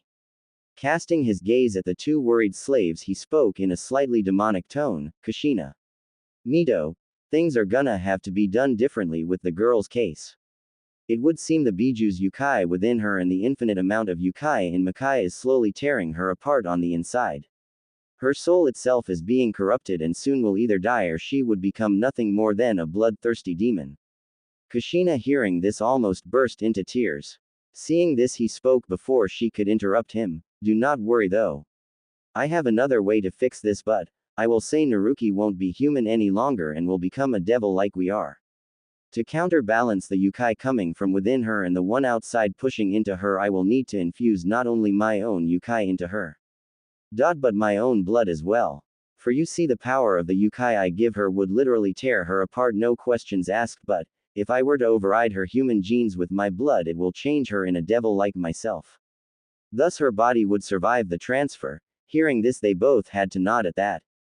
They knew the only way for the little girl to survive was to become a demon. It was a miracle she wasn't already torn apart by the energies within Makai, but both guessed a chemi within her was protecting her in a way, even if it was hurting her a little in the process. Kushina, gaining her words, looked at her master with a determined look in her eyes. Master, please, save my little girl. I don't care what happens, I just want her to live. Where I can hold her in my arms and protect her like I should have done when she was just born. Hearing this, Naruto turned back to the little girl in his arms and sighed. Very well then, Uzumaki Naruki shall be saved, from a fate worse than death or hell's torture themselves. Let her be transformed and become my daughter in all but flesh. Let her be born anew. He shouted before his eyes practically lit on fire. Purple flames engulfed his eyes as blood started to pour from his eyes and body. It all but soaking the little girl in his arms and the blood touching the runic circle he stood upon. Looking down at the girl, he set her down in the puddle of blood before he kneeled down at her side and spoke a spell that he had yet to ever and thought he would never use. Akuma Magiku. Akuma no Kai Tenso, demon magic, demonic blood transfer, and with that he placed both his hands on the puddle of his blood. He watched as did Kushina and Mito as blood-red runes appeared in the blood before it stretched toward the shivering body of Naruki. They watched when the runes touched her body. She seemed to stop shivering completely, like she was completely frozen in place as the blood seemed to be soaked into the runes and it flowed into the girl. As it did so, Naruto and the other two could already see the differences happening to her. Her hair seemed to have changed a bit, the red streaks seemed to have grown and the main blonde hair replaced by the red hair. Now her hair resembled Kushina, but golden streaks laid within. Her skin that was the same tone as Kushina's seemed to have gotten a bit paler, like Naruto's own. The whisker marks on her face seemed to fade a bit, but still there, and face seemed to lose some of its tomato-shaped look, but still some there, only a bit less baby fat. As the blood finished going into the frozen form of the changed Naruki, Naruto sighed before he placed his hand upon the girl's head and spoke once more. Now for the last part. To have her actually survive in Makai, she will need not only my blood but some of my devil power to awaken her own devil blood. So when this is finished, she should be just fine. The two nodded and watched with bated breath as they watched their master practically save Kushina's daughter from death and bring her to a new life they knew she would love than the one she had before. Channeling his devil power while condensing it into a much weaker version as to not kill the child due to overpower, he channeled it through his body and to his hands before he spoke. Akuma Magiku, Akuma no Pawa Tenso, Kakusei, demon magic, demonic power transfer, awakening. With that his hands bursts into purple flames before they traveled to Naruki, engulfing her body. Though the flames didn't harm her, more like it was welcoming her, covering her up like a warm blanket. Plus the comfort showing on the girl's face showed exactly how much she felt comforted at the flames engulfing her body. But soon, they like the blood slipped into her body, most assuredly into her new demonic genes to awaken her devil blood. It seemed to work when he body soon let out a small shockwave, creating a small crater where she laid. Yet it didn't disturb Naruto or the other two Uzumakis in the slightest, though Naruto did raise an eyebrow at the power output she just released. That's interesting. Even if the power level she released was lower than most demons, it was enough. It was around the level of a low mid-class demon before going into the trained demon's Yukai levels. Most demon children never have such power at such an age. He was cut out of his thoughts when he heard a slight murmur under him. Looking down, he saw Naruki's face scrunching up before she slowly opened her eyes as only to close them while rubbing her tiny fists in her eyes to get them situated at the sudden little light she seen. Once she opened them again, Naruto did see to his slight surprise her eyes now looked more like Kushina than the azure they once were. They were a mix of his own eyes and Kushina's, a light violet instead of the deep violet Kushina had. Looking up, she saw the man that she had dubbed the scary man, looking down at her with an almost impassive face. Blinking rapidly, she spoke, Anyo, sir. Where am I? A-A, and where's KK Ka-san? She spoke timidly yet with a fire in her tone. Naruto just kept staring at her as he listened to her question, that is before he spoke. It seems I've missed something. Oh, that's right. I need to pull that pest out of you to fully reach your demonic abilities. Naruki blinked confusingly at this while Kushina and Mito's eyes widened, knowing what he meant at his words. Somehow sensing their distress like he always does, he spoke, not looking back at them. Do not worry, the girl shall not be harmed in any shape or form, though. I can't say the same for the kitsune within her, his words at the end carrying a slight edge. Nodding, knowing she would be okay, Naruto placed a hand on her shoulder and spoke. Child, do not speak. Move, for if you do, you'll be in more pain than you could possibly imagine, understand? The girl, despite her young age, understood what he meant, sensing the seriousness in his voice, and nodded at him. Curiosity just blazing in her eyes. Seeing this, he nodded before placing his other hand onto her navel. Before his hand glowed bright purple before he spoke. Akuma no Magiku. Akuma no Chushutsu, demon magic. Demonic extraction. His hand soon blazed once again in purple flames, only now it shaped into a claw of some sort. He then suddenly plunged his hand through Naruki's stomach and into the seal. Though somehow Naruki didn't let out a small whimper of pain. Naruto's eyes were closed in small concentration as his spiritually blazed hand searched the depth of the divine fuinjutsu of Megami before he snapped them open and spoke. There you are. And with a small flick of his wrist he pulled out his hand and flung his arm outward, sending a red blur away from himself and Naruki. Right then, as he did so, a red-crimson flash erupted from Naruki's form, blinding Kushina and Mito, but Naruto just cast his gaze at her form. His eyebrow was raised ever so slightly at the development happening before his eyes. Naruki's body hadn't changed, but the new appendages did make him guess. For now, a red-crimson fox tail waved past her backside as two crimson fluffy fox ears twitched above her head. Her whisker marks seemed to have deepened a bit, but not so much. Seeing she was fine, he waved his arm and the runic circle soon cracked before breaking away like glass before dissolving into the air in a black smoke.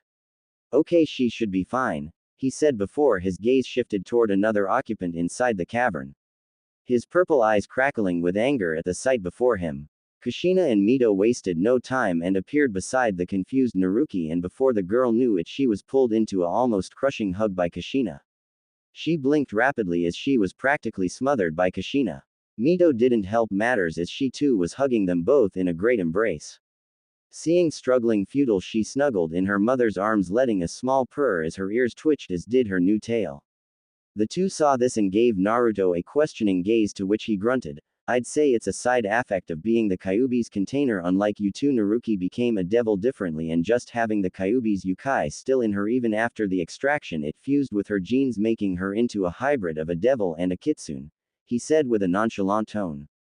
Kushina accepted it without question before she nuzzled her face into her Masumi's hair.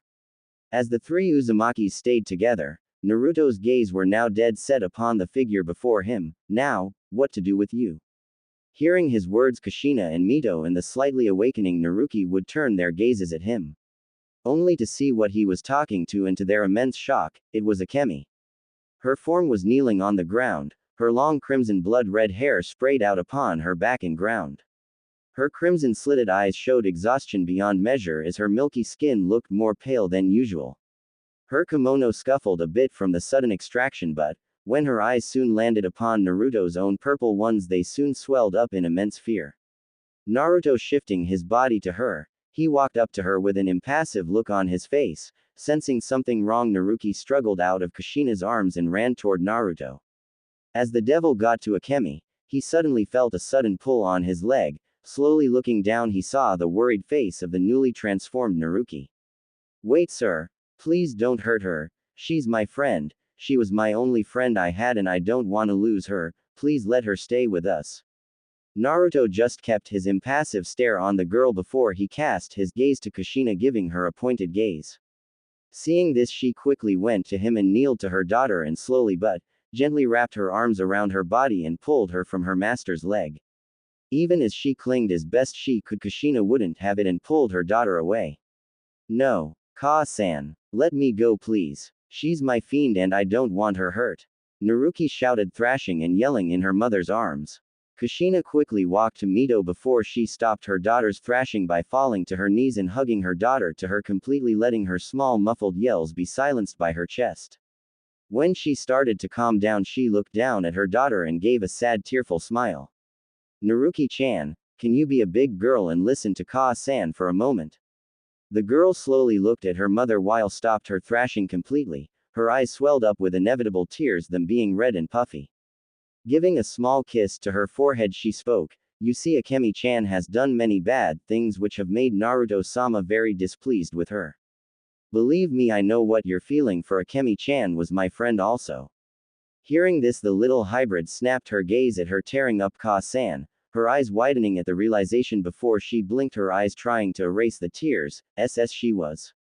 Kushina just smiled before nodding. Looking in her daughter's eyes, she spoke, "Yes, she was. In fact, Akemi-chan was my friend just like she was to you. During my time growing up, she was always there for me when no one else was.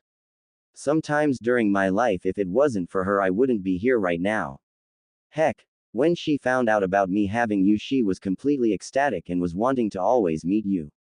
Naruki looked at Kushina, shocked at what she said, and couldn't help for a wide smile to cross her face. That is before the situation come back down on her, but Kushina saw this and continued, "But that's a story for another time. You see, Naruki-chan, there are just some things Akemi-chan has done that must be redeemed in any way that can be done.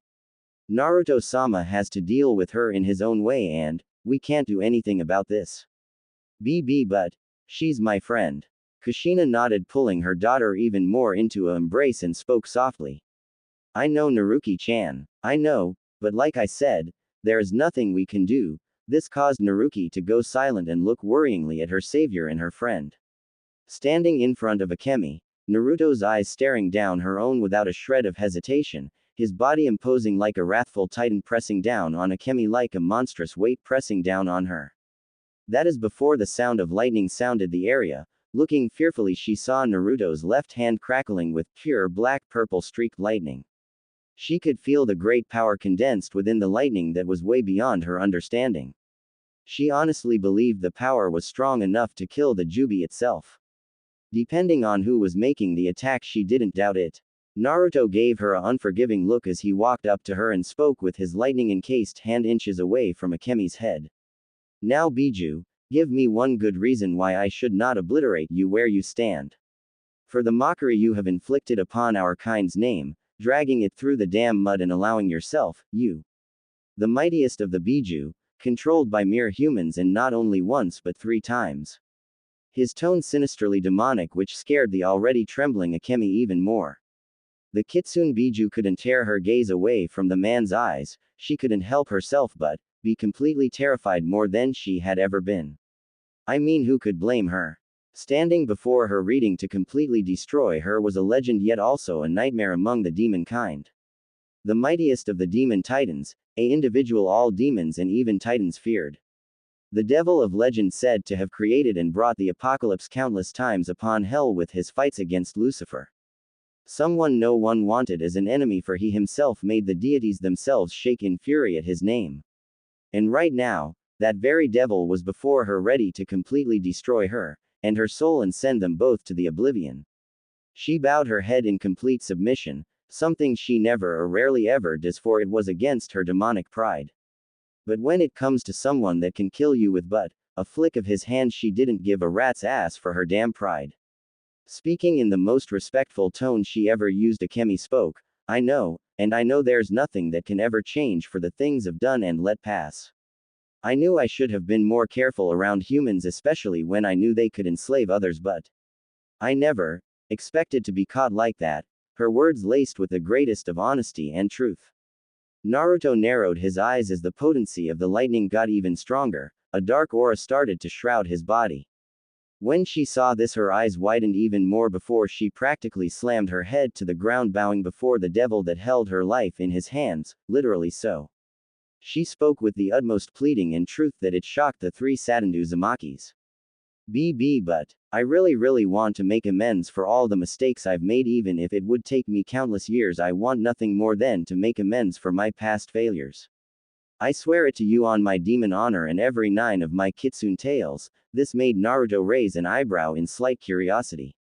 It was a known fact, the kitsune can never break a promise no matter what it was.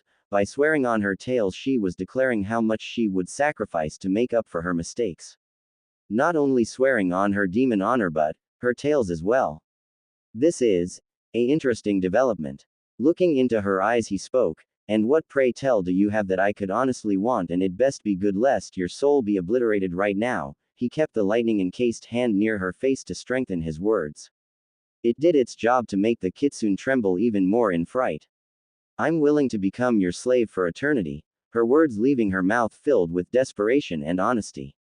Naruto narrowed his eyes on at the words she just uttered. To speak such things, her, a weakling, become his slave. That was an insult. He'd have nothing to do with a slave that was as weak as she was. She was a mockery to the whole demonic race, since if a pathetic fleshbag of a human can control her with a weak little bloodline, then a demon could do so with but a swift of their hand. Akemi seemed to hear his thoughts and spoke even more desperation and fear lacing her tone with even shockingly enough tears starting to escape her eyes. "I know I'm weak right now, but I want nothing more than to regain my worth, and if you would be willing to help me regain my true powers, then I would be ever so much more useful to you." Naruto raised an eyebrow. He knew what she was speaking about when she said, "true powers." She was saying she would become the Kyuubi. She was speaking about devouring her siblings, the other 8 Biju, and becoming the new Kyuubi. Then again, the first Kyuubi was just a power-hungry fool that couldn't control his own power and became a slave to that pathetic sage. He thought before he looked down at the trembling form of Akemi before he spoke. "That would be interesting. If you were to devour your siblings and become the new Kyuubi, you would most certainly become much stronger than you are now." Akemi gained a small flicker of hope that started to build in her stomach, only for it be squashed down when he spoke again. "But you should know, the previous Kyuubi couldn't hold a candle to Lucifer. His elites are generals but also Yami's guardians. And now they're 10 times stronger than back then.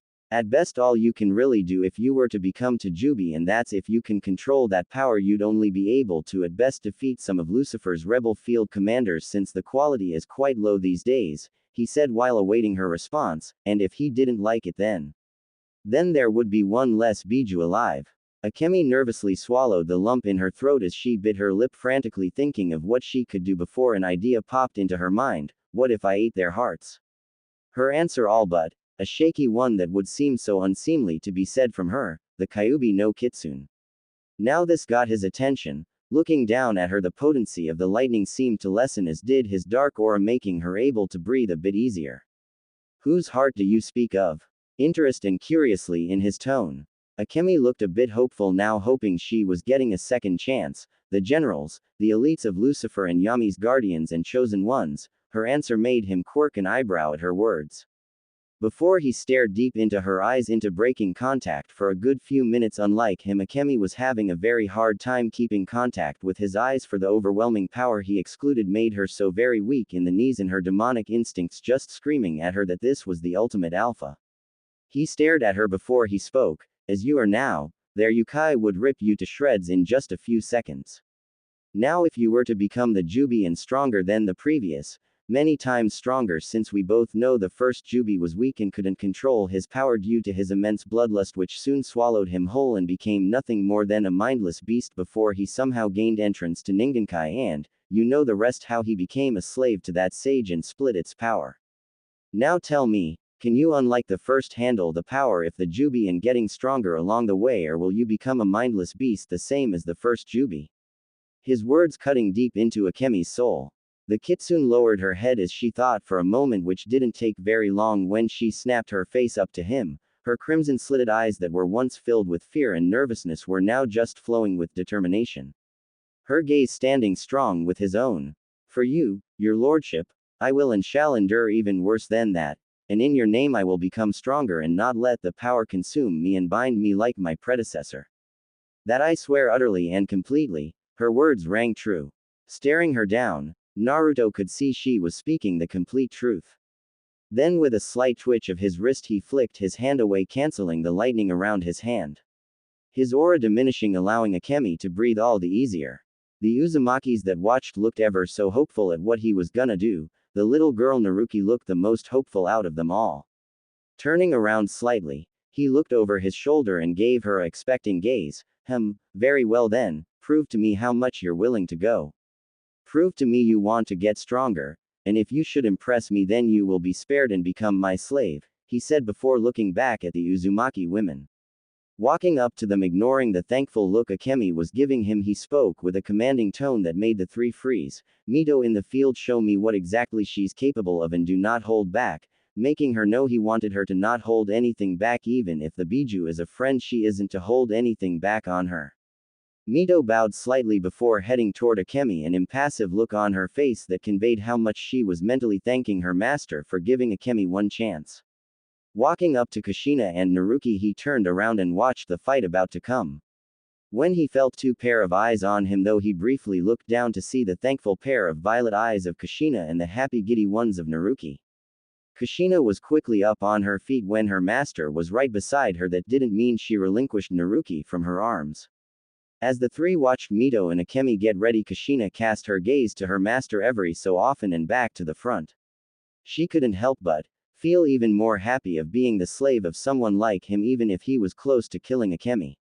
She sighed in a silent content while ever so slowly inching a bit closer to him before inwardly making Naruto stiffen, leaning her head onto his shoulder, thus making him widen his eyes slightly while Naruki watched the action curiously.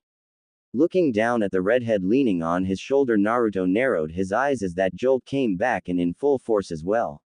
Honestly, he didn't know what it was and it was starting to irritate him. But he honestly felt compelled to not push Kushina off him and threaten if she did that again he'd kill her. It was like something was forcing him down, telling him to just let her do what she was doing. He let out a sigh and continued to watch the battle that bound to happen.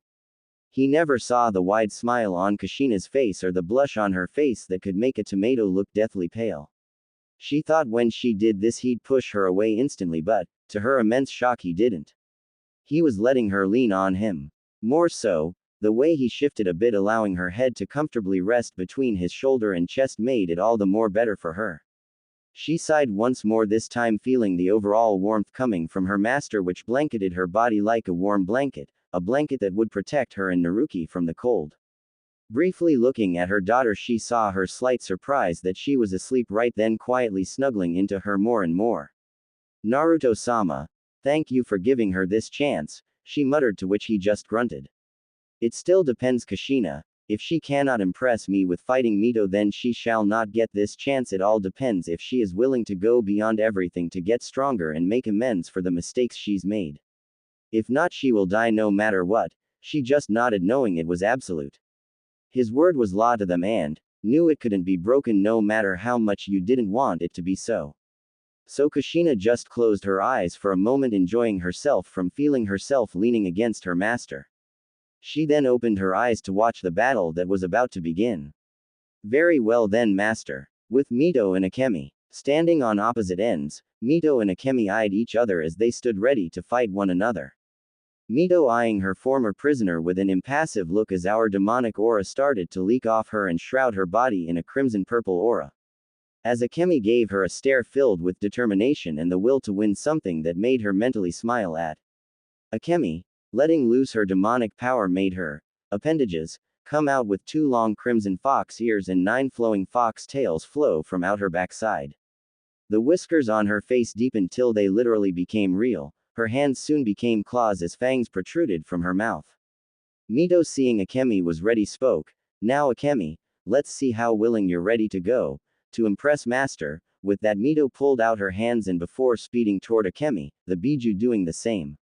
Her purple eyes glowing as Akemi's own crimson doing the same. Once they appeared inches from each other, it signaled the fight had begun.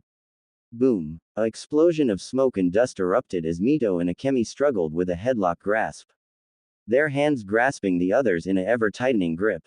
They stood firm on the cracking ground as each held their ground. Mito looking impassive as ever as Akemi struggled to keep her stance, since Mito's overwhelming strength was pushing hers down quickly. Reacting quickly, she had one of her tails coming from her left, coming from behind Mito's guard and swatting her away and into the cavern walls. Not letting up, she charged right at the silent as ever Mito, only to stop when she felt a sudden impact hit her stomach. Looking down, she saw Mito's foot slammed into her stomach. Not able to let out a sound, she was sent flying into the opposite wall, thus cracking it as rubble started to fall around her. She was still trying to wave off the hit she felt that knocked the air right out of her, only to see a pair of glowing purple eyes converge right on her. "Don't let up or you will lose." Akemi, was Mito's only warning before her hand grasped Akemi's face before she swung right past her master and Kushina, making the wind blow past them, making their hair blow back as she sped past them after her target. Naruki was still amazingly asleep throughout it all. Kushina blinked slowly while Naruto just turned around and walked toward where the battle would be taking place. Kushina beside him, instantly holding her child in her arms, looking at her master, she spoke, "Seems this is gonna get a bit rowdy, don't you think so, Naruto-sama?" She said while inwardly pouting at not able to lean on him again. She was enjoying that, damn it. Looking to Kushina, he sighed. "It is of no trouble, no demon would dare come to this volcano, and besides, the level of Yukai that is gonna be used here will vaporize many lower level demons," he said, to which she nodded in understanding. Before they walked out of the entrance to the cavern before looking down to continue watching the fight. Knowing it was gonna be quite the hectic fight. With Akemi and Mito skidding on the mountainside, Akemi snarled before she looked up to see Mito coming down like a missile. Reacting quickly, she crouched before jumping away. As she did, Mito practically slammed right into the mountainside, making the area shake as a pillar of smoke shot into the air. It quickly disappeared, showing Mito crouching on the ground, her fist implanted into the ground, a crater all around formed by her fist. When she snapped her eyes to Akemi, they glared as did her own crimson ones. With that, both disappeared only to appear in the air again, clashing, their clashes making small shockwaves erupt from them, making the ground crack and shatter, boulders explode and dead trees uproot. It soon ended when Mito punched Akemi in the stomach before giving her a spin kick to the head, sending into the ground, creating yet another crater. Not letting up, Mito shot down toward Akemi, readying her hands once more. Only when the smoke cleared did her eyes widen slightly when she saw Akemi gathering Yukai into her claws. Glaring at her oncoming target, Akemi concentrated her Yukai into her claws before shouting, "Kitsune Oni no Sume." Fox Demon Claw. Soon both her claws were engulfed in a crimson fire-shaped claw before she swung both her arms toward Mito, making them shoot toward her like a speeding missile. Seeing them come, Mito silently cursed before quickly moved in the sky, avoiding the flaming claws. Getting irritated with her maneuvering, Akemi moved them once more onto Mito, which she dodged once more, only to the Uzumaki's surprise another pair of flaming claws shoot out of the first pair, which soon grasped her body in a dual grip. And with a grin, swung her arms down, which the flaming claws soon followed. "Take this, Mito," she screamed before slamming the Devil Empress into the ground, splitting it like a small earthquake as a medium-sized ravine appeared. Yet again another crater formed, only this time as Akemi glared into the smoke she suddenly felt her fire claws start to turn gray. Seeing this happen, her eyes widened before canceling the technique. Good thing she did, because once she did, the fire-engulfed claws soon became nothing but stone, which soon cracked and shattered, turning to dust that flowed in the wind. "That was good, now keep going," was the words that whispered into her ear. Spinning around, she was quick enough to dodge or guard against the incoming punch was planted into her face, making it cave in itself. Not stopping, Mito slammed her other hand into Akemi's stomach, making the Biju gasp before coughing up blood. Mito didn't let up before grabbed Kyuubi by one of her tails and swung her around before letting her missile through and ram into a couple of dead trees, which she soon followed in, since now Akemi was inside the forest of dead trees. Through it all, Naruto's scanning, calculating eyes moved from one end to another, watching the fight with a calculative eye. In the forest, Akemi panted, her hair cascading over her eyes. She had a hand on a tree as she regained some air. As she did so, her mind thought a mile a second as to how to fight Mito, who she knew was much stronger than her. "But I won't give up. His lordship is giving me a second chance. I promised I'll do anything, and I damn well meant it." With a renewed vigor, Akemi narrowed her eyes before twisting around, blocking a kick from Mito. She stood her ground, but the ground behind her didn't, for it uprooted behind her, shattering and cracking. Her long blood-red hair billowed in the wind before she grasped Mito's foot before swing her up before slamming her into the ground. She didn't stop there. After letting go of her legs, she grasped her head and started to repeatedly slam her face into the ground. With each hit made the ground gain a bigger crater with each one. A multiple sound of banging could be heard from within the forest. When she was done, Akemi grasped Mito by her neck, only to be swatted away when a clearly unscathed Mito grasped her arm and pulled her to her before kneeing her in the chest before ramming her fist into her face once more, rocketing her through several more trees. As she did so, Mito brought up both her hands and spoke. "Take this." Harafaya. Fayasutomu, Hellfire.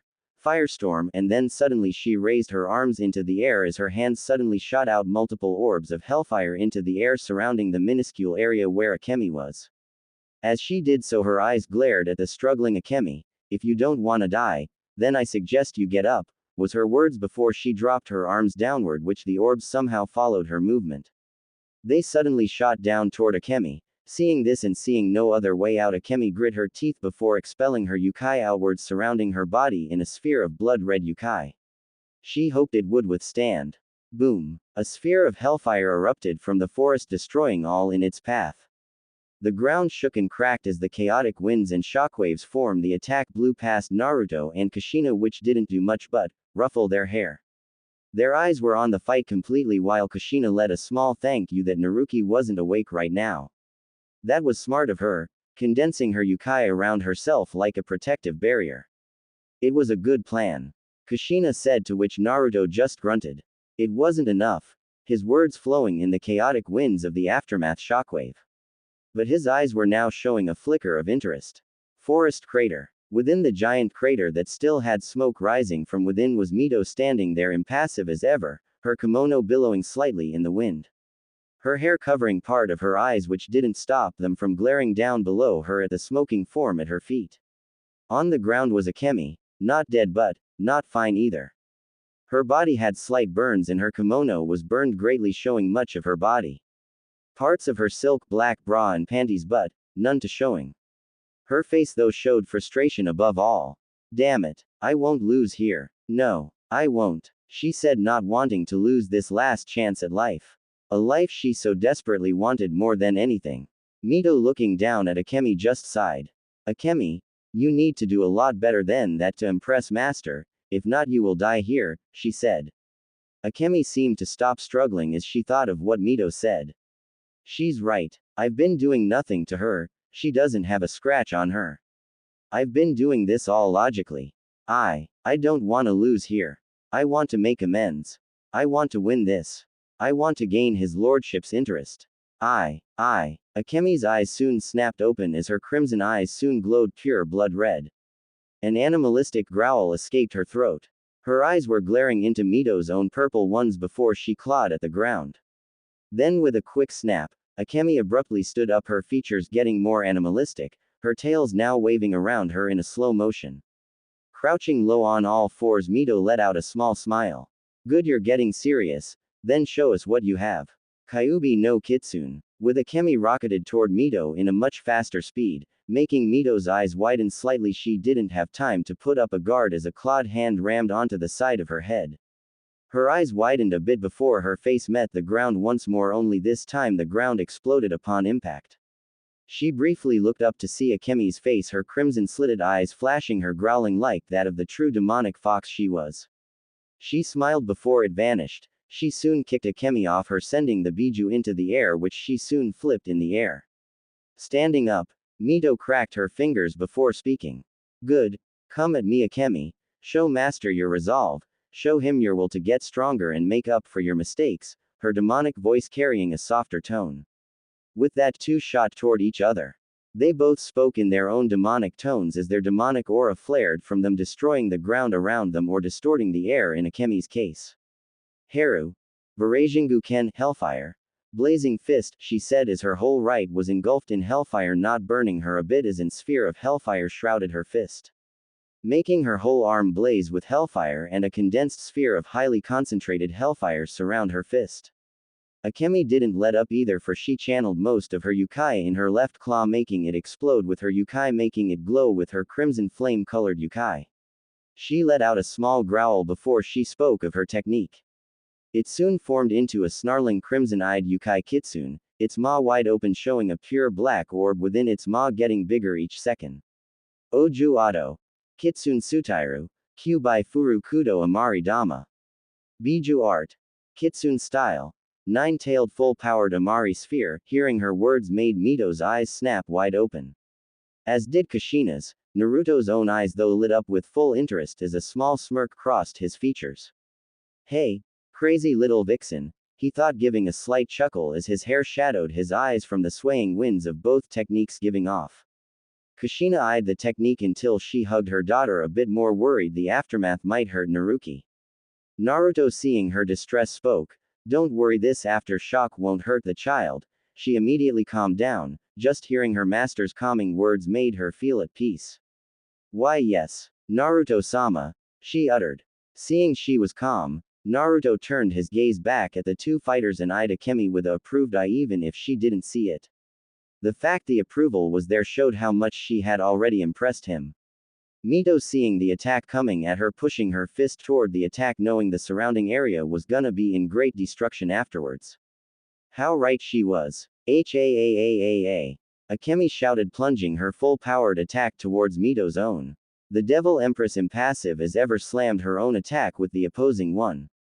Hoping her master was watching, for she could see how determined Akemi was. If she was using something like this. Boom. A earth-trembling explosion appeared, destroying all that it touched. A sphere of mixing yokai erupted from the forest, incinerating all in its path. It was the color of hellfire mixed in with crimson yokai, making it look like a true sphere of fire. The shockwaves erupting from the sphere shattered small mountains and made the turbulent rushing winds blow past the impassive Naruto and quite surprised Kushina. Their hair once again billowed behind their backs, not once ruffling their hair. They watched the sphere of fire and death spread out more and more each second. The ground being completely incinerated and tearing itself apart, the clouds in the sky swirled around the monumental release of yokai as black lightning raced the sky itself. Seeing the sphere getting closer and closer to the volcano made Naruto sigh before he stretched out his hand and spoke. Barrier, he spoke as a giant non-visible barrier covered the whole volcano. It did its job. When the sphere touched the sphere, it completely and utterly halted, not able to move any further. Expectantly, since it didn't go any further, the sphere started to build up more and more into the sky like an oval before Naruto just closed his eyes. Boom. It did that exactly. The sphere exploded, making a pillar of smoke rise high above the sky of hell itself. Going through clouds all the way, it was never ending. Naruto stood in front of Kushina knowing this aftershock would pass through the barrier and would hurt the child, and he couldn't let that happen. So as the aftershocks blew past him, he continued to gaze down at the now smoke-filled crater with an impassive look that conveyed the impressed look within his eyes. That attack Akemi used was actually strong enough to injure one of Lucifer's generals and could quite possibly wipe out a small group of the rebel forces. He was quite surprised at how much yokai Akemi used, and in such a condensed manner as well. It was much stronger than the other Biju's normal Amari, that was for sure. A few minutes later, when the smoke disappointed, Naruto and Kushina could see two shadows within the crater. Concentrating his gaze on the two, he let out a small smile before he spoke. "Come Kushina, it would seem the fight is over," he said before jumping off the cliff before floating down toward the crater, Kushina following him. Crater. Within the giant crater, the smoke rose into the air ever so slowly as the remaining yokai in the air seemed to float around like in never-ending fog. The fires of hell littered the ground in many different patterns. Within the raging aftermath of smoke and fire, was two shadowed forms, one standing, another laying upon the ground. The first was an amazingly unscathed Mito who had not a single scratch upon her flawless body. Her kimono was slightly burned, if anything, showing her bare shoulders and more of her toned legs. Everything else was unscathed, but, unlike her, Akemi was much worse off. The nine-tailed Biju was laying upon the ground with severe burns. Was Akemi. Her body was covered in multiple burns that was already healing but was quite severe. Her body had no clothing since her kimono was all but incinerated in the attack, with only her silk black bra and panties still there, but they themselves were barely hanging. Her eyes were closed, yet her slight breathing showed she was unconscious. Her fox ears laid flat upon her head as her tail sprawled out on the ground, not moving but with just a slight twitch. Kneeling before Akemi, Mito let a smile grace her features as she took her hand in her own and spoke, her impassive face now a gentle and sisterly one. She placed a hand on her cheek and smiled at her. "You did great, Akemi-chan. You did absolutely wonderful." Her words flowed into the unconscious Kitsune's ears and possibly the other. That's when she heard two soft taps land on the ground, so looking behind her, she saw the smiling happily Kushina, who was holding a sleeping Naruki, as Naruto himself was eyeing both her and Akemi with his usual impassive gaze. Sei gave them both a bow of her head before Kushina rushed to her side checking if she were okay. As Mito frantically told her she was okay, Naruto walked over to the unconscious Biju and stood over her with a strange look in his eyes that had yet to show any intent to end her right there. More like the fact he was looking into her very being and analyzing her very soul. The two Uzumakis saw this and waited with bated breath on what their master was gonna do. But the next thing he did shocked them both. He gained a small smirk before speaking, to use that in such a highly condensed manner. You would have died if you were in Ningenkai if you used that. To have overpowered that attack and forcing everything into it. You are crazy, you little vixen, his words carrying a small amount of amusement and humor with each word. After a few seconds of no response, he kneeled down on his knee and picked up the unconscious Akemi. Carrying her in a bridal carry, he ignored the state of dress she was in and turned toward the surprised Uzumakis. Purr, was the sound that come from Akemi before she unconsciously snuggled into Naruto, her head rest against his chest, making the devil gain a twitch in his eyebrow. Looking down at her, he half contemplated to just drop her right there and have Mito carry her. Mito, Kushina, follow me, the woman needs rest, he said before he started to float back up to the cliff side. Kushina and Mito blinked before looking at each other before blinking again. Mito opened her mouth and spoke. You think, she started, that he's gonna let her stay? Kushina finished. They blinked once more before giant smiles graced their faces before they shot up toward their master with pure joy flowing through their body. Kushina knew her daughter would be even more excited at this. Once reaching their master, they saw he was already walking into the cavern, which they quickly followed him inside. Though once they were by his side they regained a slow pace with his own, now Kushina, being the very curious redhead, had to ask. Anyo, Naruto-sama. The devil just gave her glance which she saw as she had his attention. What are you going to do with Akemi, if I may ask? This earned a sigh from the man. Before he kept walking. Well, I'll cut straight to the point with you, Kushina, as well as you, Mito. She wasn't going anywhere fast during the fight. But even when she was losing, she threw away her logical thinking and gave into her demonic instincts. Now this is in some cases bad, but when it comes to a kitsune, relying on their instincts alone makes them a much more deadlier enemy. Kyuubi here before this has been relying on her mind, which weakened and allowed those humans to enslave her.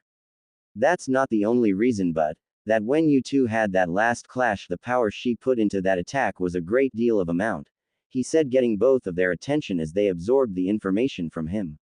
How much was it? This caused their master to just give a small chuckle before he spoke again, this time though with approval in his tone, which was quite rare to ever be heard from him except during their time they trained under him. Included with all the power of a nine-tailed Biju.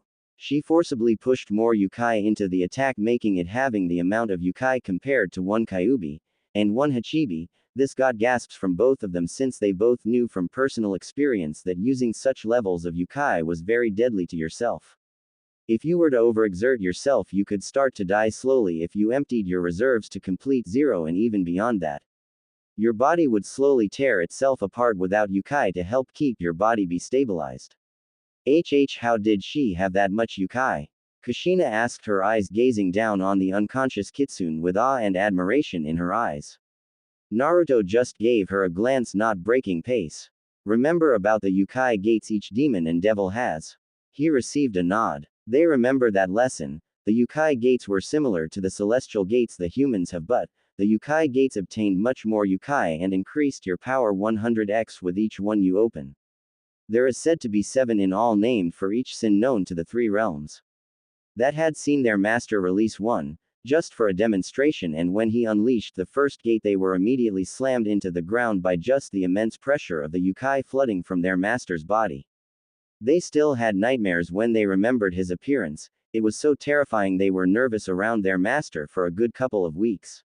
Even now they get extremely nervous if he were to ever resort to release one. Are you saying Akemi-chan released a gate? Mito said, to which Naruto just nodded. Yes, from what I saw and felt, Akemi had unintentionally released not 1 but 2 gates worth of Yukai, thus giving her the power of a whole Hachibi after fully powering her attack. She had flooded the attack with that extra jump start of Yukai just to win. She's lucky to be alive. he said as he gazed down at the sleeping kitsune woman in his arms. Single quote, comma, dot, dot. Which has impressed me. His next words made them snap their gaze at him in shock. Sensing this, he elaborated, for her to go to such extremes to prove her worth shows me how much she can keep her word. She hit her limit and went over it all to gain my approval, he said, making a flickering flame of hope come to life within Kushina and Mito's hearts. Does that mean? They both uttered silently, their words filled with such hope it was quite surprising. Naruto just sighed while closing his eyes. Yes, she has proved her worth. Starting tomorrow, Kyuubi no Kitsune, or better yet, Akemi no Yoko becomes my new slave. This made both Kushina and Mito both gain great big grins on their faces before Mito actually squealed of all things. Kushina couldn't do much, for she would wake up her sleeping daughter, but she was pumping her fist into the hair, giving a quiet, databane. Naruto himself just sighed even more in annoyance, since he could see both Mito and Kushina's actions from even behind himself. Looking down at the woman in his arms, he sighed. Things are gonna get very hectic soon, and why do I feel like I'll be the center of it all?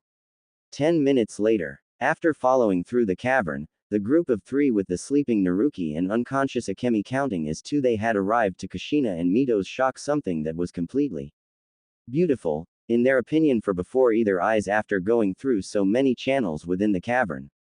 They had come on the outside of the giant volcano, and in front of their eyes was a house. No, not a house, what the hell were they thinking? They were seeing a freaking castle before their very eyes. It was a giant pitch black castle. Surrounding the castle, though, was even more a shocker, especially in hell. The ground wasn't dead of life or barren of any plant life. But in fact, the land had green grass that was completely never seen in hell. Trees that were usually dead were in this one area fully alive. Of course, the sky itself was the usual blood red like always. They stood there shocked for quite a few minutes as Naruto just gazed at the place with irritation. Don't ask. He stopped their obvious question before he walked on, ignoring the grass around him or the fully alive trees. Kushina and Mito looked all around them, seeing the nature alive, unlike the rest of hell was completely dead. No wildlife was here, but just the grass and trees were enough to bring a small tear to both their eyes. If there was one thing they missed from their old lives, it was the green grass and fully bloomed trees. Despite Kushina missing her daughter even more than anything, this was her second missed thing from Ningenkai. They briefly wondered exactly why their master, a devil and one of the most brutal ones to ever live, would live in such a place. The castle, though, was an opposite of the land, being midnight black in all. The bubbling lava around the castle with the black lightning dancing across the sky made it all the more suited place for a devil. Even if the green grass and trees didn't fit the area. The castle's design was strange at best, and they've seen a few of them in hell during their attacks with their master on Lucifer's strongholds. At least Naruki-chan has a place to play at, were Kushina's thoughts on the matter. Knowing her daughter was a bit too young to train at the moment and was a bit happy she could enjoy what childhood she has left. Even if it was in Makai. They followed their master till they came in front of the castle, and when they felt their master flare his yukai once, the giant wooden bridge came down slowly before ending with a loud click. Before he kept walking, which they followed. Once all 3 of them were off the bridge, it came back up once more. Now when Kushina and Mito were inside the castle, their jaws would have crashed right through the ground if it was possible. For before them something that was absolutely marvelous in their eyes. The outside of the castle was pitch black, but the inside was painted differently. The halls were mainly pitch black with purple streaks mixed in. A long red crimson blood carpet graced the hallway with white marble flooring, and even most rooms had this except the flooring had black marble instead. Statues of demons and gargoyles stood on both sides of the hallway. Metal knight statues as well stood tall and imposing to children if they ever saw one. Paintings of all kinds littered the hall, some showing great battles between demons and angels, some with demons fighting against other demons. On the ceiling was 2 chandeliers that lit with a bright glow. They knew there was more to the castle, though, since they had yet to even explore the whole place yet. Following their master, though, they marveled at the sight of the castle, its architecture and design. It was weird actually, for just being inside this castle made them feel right at home. Like this was their true home or something. After following their master for a good 5 minutes, they came before a door which he soon opened, leading to a room of great proportions. It was painted black as well, with a huge red carpet on the floor, 2 dressers with a built-in bathroom, 2 nightstands on both sides of a king-size bed. The bed being designed beautifully in Kushina's opinion, for it was beautifully crafted, showing artistic designs within the wood. Soft silk black sheets and a soft pillows that felt like the softest thing Kushina or Mito, for that matter, have ever touched. A giant blood-red cover finished it off with black flames licking the bottom of the cover. Smaller pillows littered the bed as a sign of decoration. They stood there amazed at the sight, as Naruto just grunted before throwing the pillows off before pulling the covers and sheets back. Then he set the sleeping yet healing Kitsune woman into the bed before he looked back at Kushina and Mito. Kushina placed the girl in the bed too. I doubt she's had any good rest for a while now. Afterwards, when they both wake up, she can get something to eat. She looks malnourished beyond reason, he said, to which she nodded. Walking to the other end of the bed before she gently placed Naruki inside. Then ever so slowly she covered her frame up with the sheet and cover before giving a kiss to her forehead. Good to have you back, Naruki-chan, she uttered before going back to Mito. With that, Naruto covered up Akemi before walking out the door, turning off the lights, Kushina and Mito following them, casting one more worried gaze on the two. Don't worry, you two. This castle is protected by special barriers and runes that make it completely impenetrable to any outside force. Anyone that tries to sneak in will be vaporized on the spot, no matter who they are. His words of reassurance relieved them immensely. But questions started to pop into their minds as to what this place was and how it was linked to their master. Following him downstairs, they all came to another they finalized as the living room. They could see it was greatly decorated with 2 midnight black sofas and 2 dark violet chairs facing a giant fireplace, and facing the sofas was a giant plasma screen TV. Above the fireplace was a large painting, though of something Mito and Kushina couldn't identify. It looked though like a couple holding a little child in their arms. Kushina, Mito, stop dawdling and sit down, it's time to start explaining our next move. Their master's voice quickly shook them of their stupor. Looking back at him, they could see him standing in front of the fireplace. A firm look in his eyes made them audibly gulp. Once they sat down, Naruto turned around and gave them a sharp gaze that made them tremble on the spot. No matter what, if there was one thing that feared yet respected, it was their master. Things have changed, you two. Your training is gonna be upped by a few standards. I feel something stirring in the 3 realms, and it's only a matter of time before more battles break out. Added with my actions against heaven today, I'd say they're gonna be much more hostile than they ever were before. So from now on, you two along with Akemi shall be trained even harder than ever before, he stated, making both of them nod in unison. Seeing this, he continued, now on a lighter note, you may be wondering what this place is and why it's behind such a giant volcano. Well, the truth is, the place we were living at before was nothing more than an outpost. A training area for me and you two, but was also a lookout post for Lucifer's armies. Seeing as it's gone now, we'll have to resort to this place from now on, he mumbled irritatedly. Quirking an eyebrow, Kushina spoke, Master, as I may, but what is this place, and how is there even living plant life in this area? This made Naruto gain a twitch in his eyebrow before he sighed in slight annoyance. Well, this castle was once my old home, but I've never used it since I've always been on the road facing off against Lucifer and his men. As for your second question, I never really knew for sure, but I can only think after the great forest of Eden was destroyed by the first war between heaven and hell, its land was but obliterated. I think some of its soil, which held holy qualities that not even hell could poison, landed into hell, and more specifically this area behind the volcano, he said, answering both of Kushina's questions. The woman just nodded as she ran the information through her mind. Naruto sighed before he plopped right onto one of the purple chairs. Mito, seeing his exhausted state, got a bit worried and spoke, Naruto-sama, not to sound pushy, but it would help if you got some sleep. You've gotten no sleep for the past week or so. Do all the training, fighting Lucifer and getting Naruki, her words gaining Kushina's attention. Naruto just grunted, waving off Mito's concern, even though she was right, he hadn't had much sleep for a while, but he had to be on guard.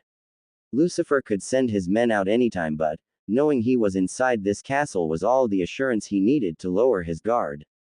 Just a bit. My health nor sleep isn't important, what is. He couldn't finish before his eyelids slowly started to fall.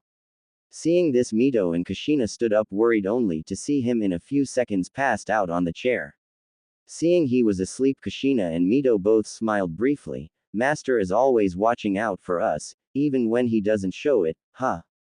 Kushina said, her eyes staring at her master's form with gentleness of that of a worried woman. Mito nodded in agreement, her own smile plastered on angelic face. Yes, even if he hides it well, very well, I can sense he cares for us in his own way and is doing everything he can to make sure we're protected while training us to become stronger so we can protect ourselves, she said as she slowly walked to his side before kneeling beside the chair, gazing at her master's sleeping face. Yeah, he deserves some rest, for all that he's done. Kushina said in agreement with that. They both slowly put his arms over their shoulders and struggled to lift his body off the chair. After doing so, they gently yet quickly went to find another room for him to sleep in. It took a few minutes, but, to their luck, they found a room with the same designs. But, the bed's color was that of dark violet with midnight violet covers. Slowly they unveiled the sheets before they started to place him in bed. They did have to struggle though, for whatever was beneath his clothing weighed more than a few tons or so. But, what the two didn't encounter though as they did this was Mito. Kushina, stop right there. The stern voice of which they recognized immediately made them freeze in front of the doorway. Nervous yet feared expressions crossed their faces. Turn around. They did so without hesitation, but they did it quite slow, not wanting to meet their master's angered, in their mind's gaze. What they saw though made their eyes widened in shock. Naruto, their master, was looking at them with an impassive look. He was sitting on the bed with his feet touching the floor. But what shocked them was that he was pointing to the other side of the bed. If you two are gonna drag me to bed, then you're gonna sleep in the same room. Now get over here and get in bed, he said, to which they just nodded slowly while trying, and failing, at hiding their reddening cheeks. It only got worse for the two when their master took off his coat and boots before he discarded his shirt as well. When he discarded his shirt though, it was almost too much for the two women, for they were seeing the upper body of a god. Not a single flab of fat was upon his chest, he had a rock-hard 8-pack. His chest cleanly cut yet lithe. His skin unblemished, yet a few scars on his shoulders, an X-shaped scar where his heart is. Besides that though, they couldn't help but eye his body to their extreme embarrassment. They quickly got under the covers to hide their practical red glowing faces. It got redder when they felt Naruto get in the bed also. Those poor women would be like that for the rest of the night, sleeping completely on one side of the bed as to not wanting to disturb Naruto's sleep. If only they knew the situation they'd wake up in tomorrow. Thanks for listening. In the next part. In the meantime, please leave a review. I would love to hear your feedback. Especially if it helps me improve the overall story.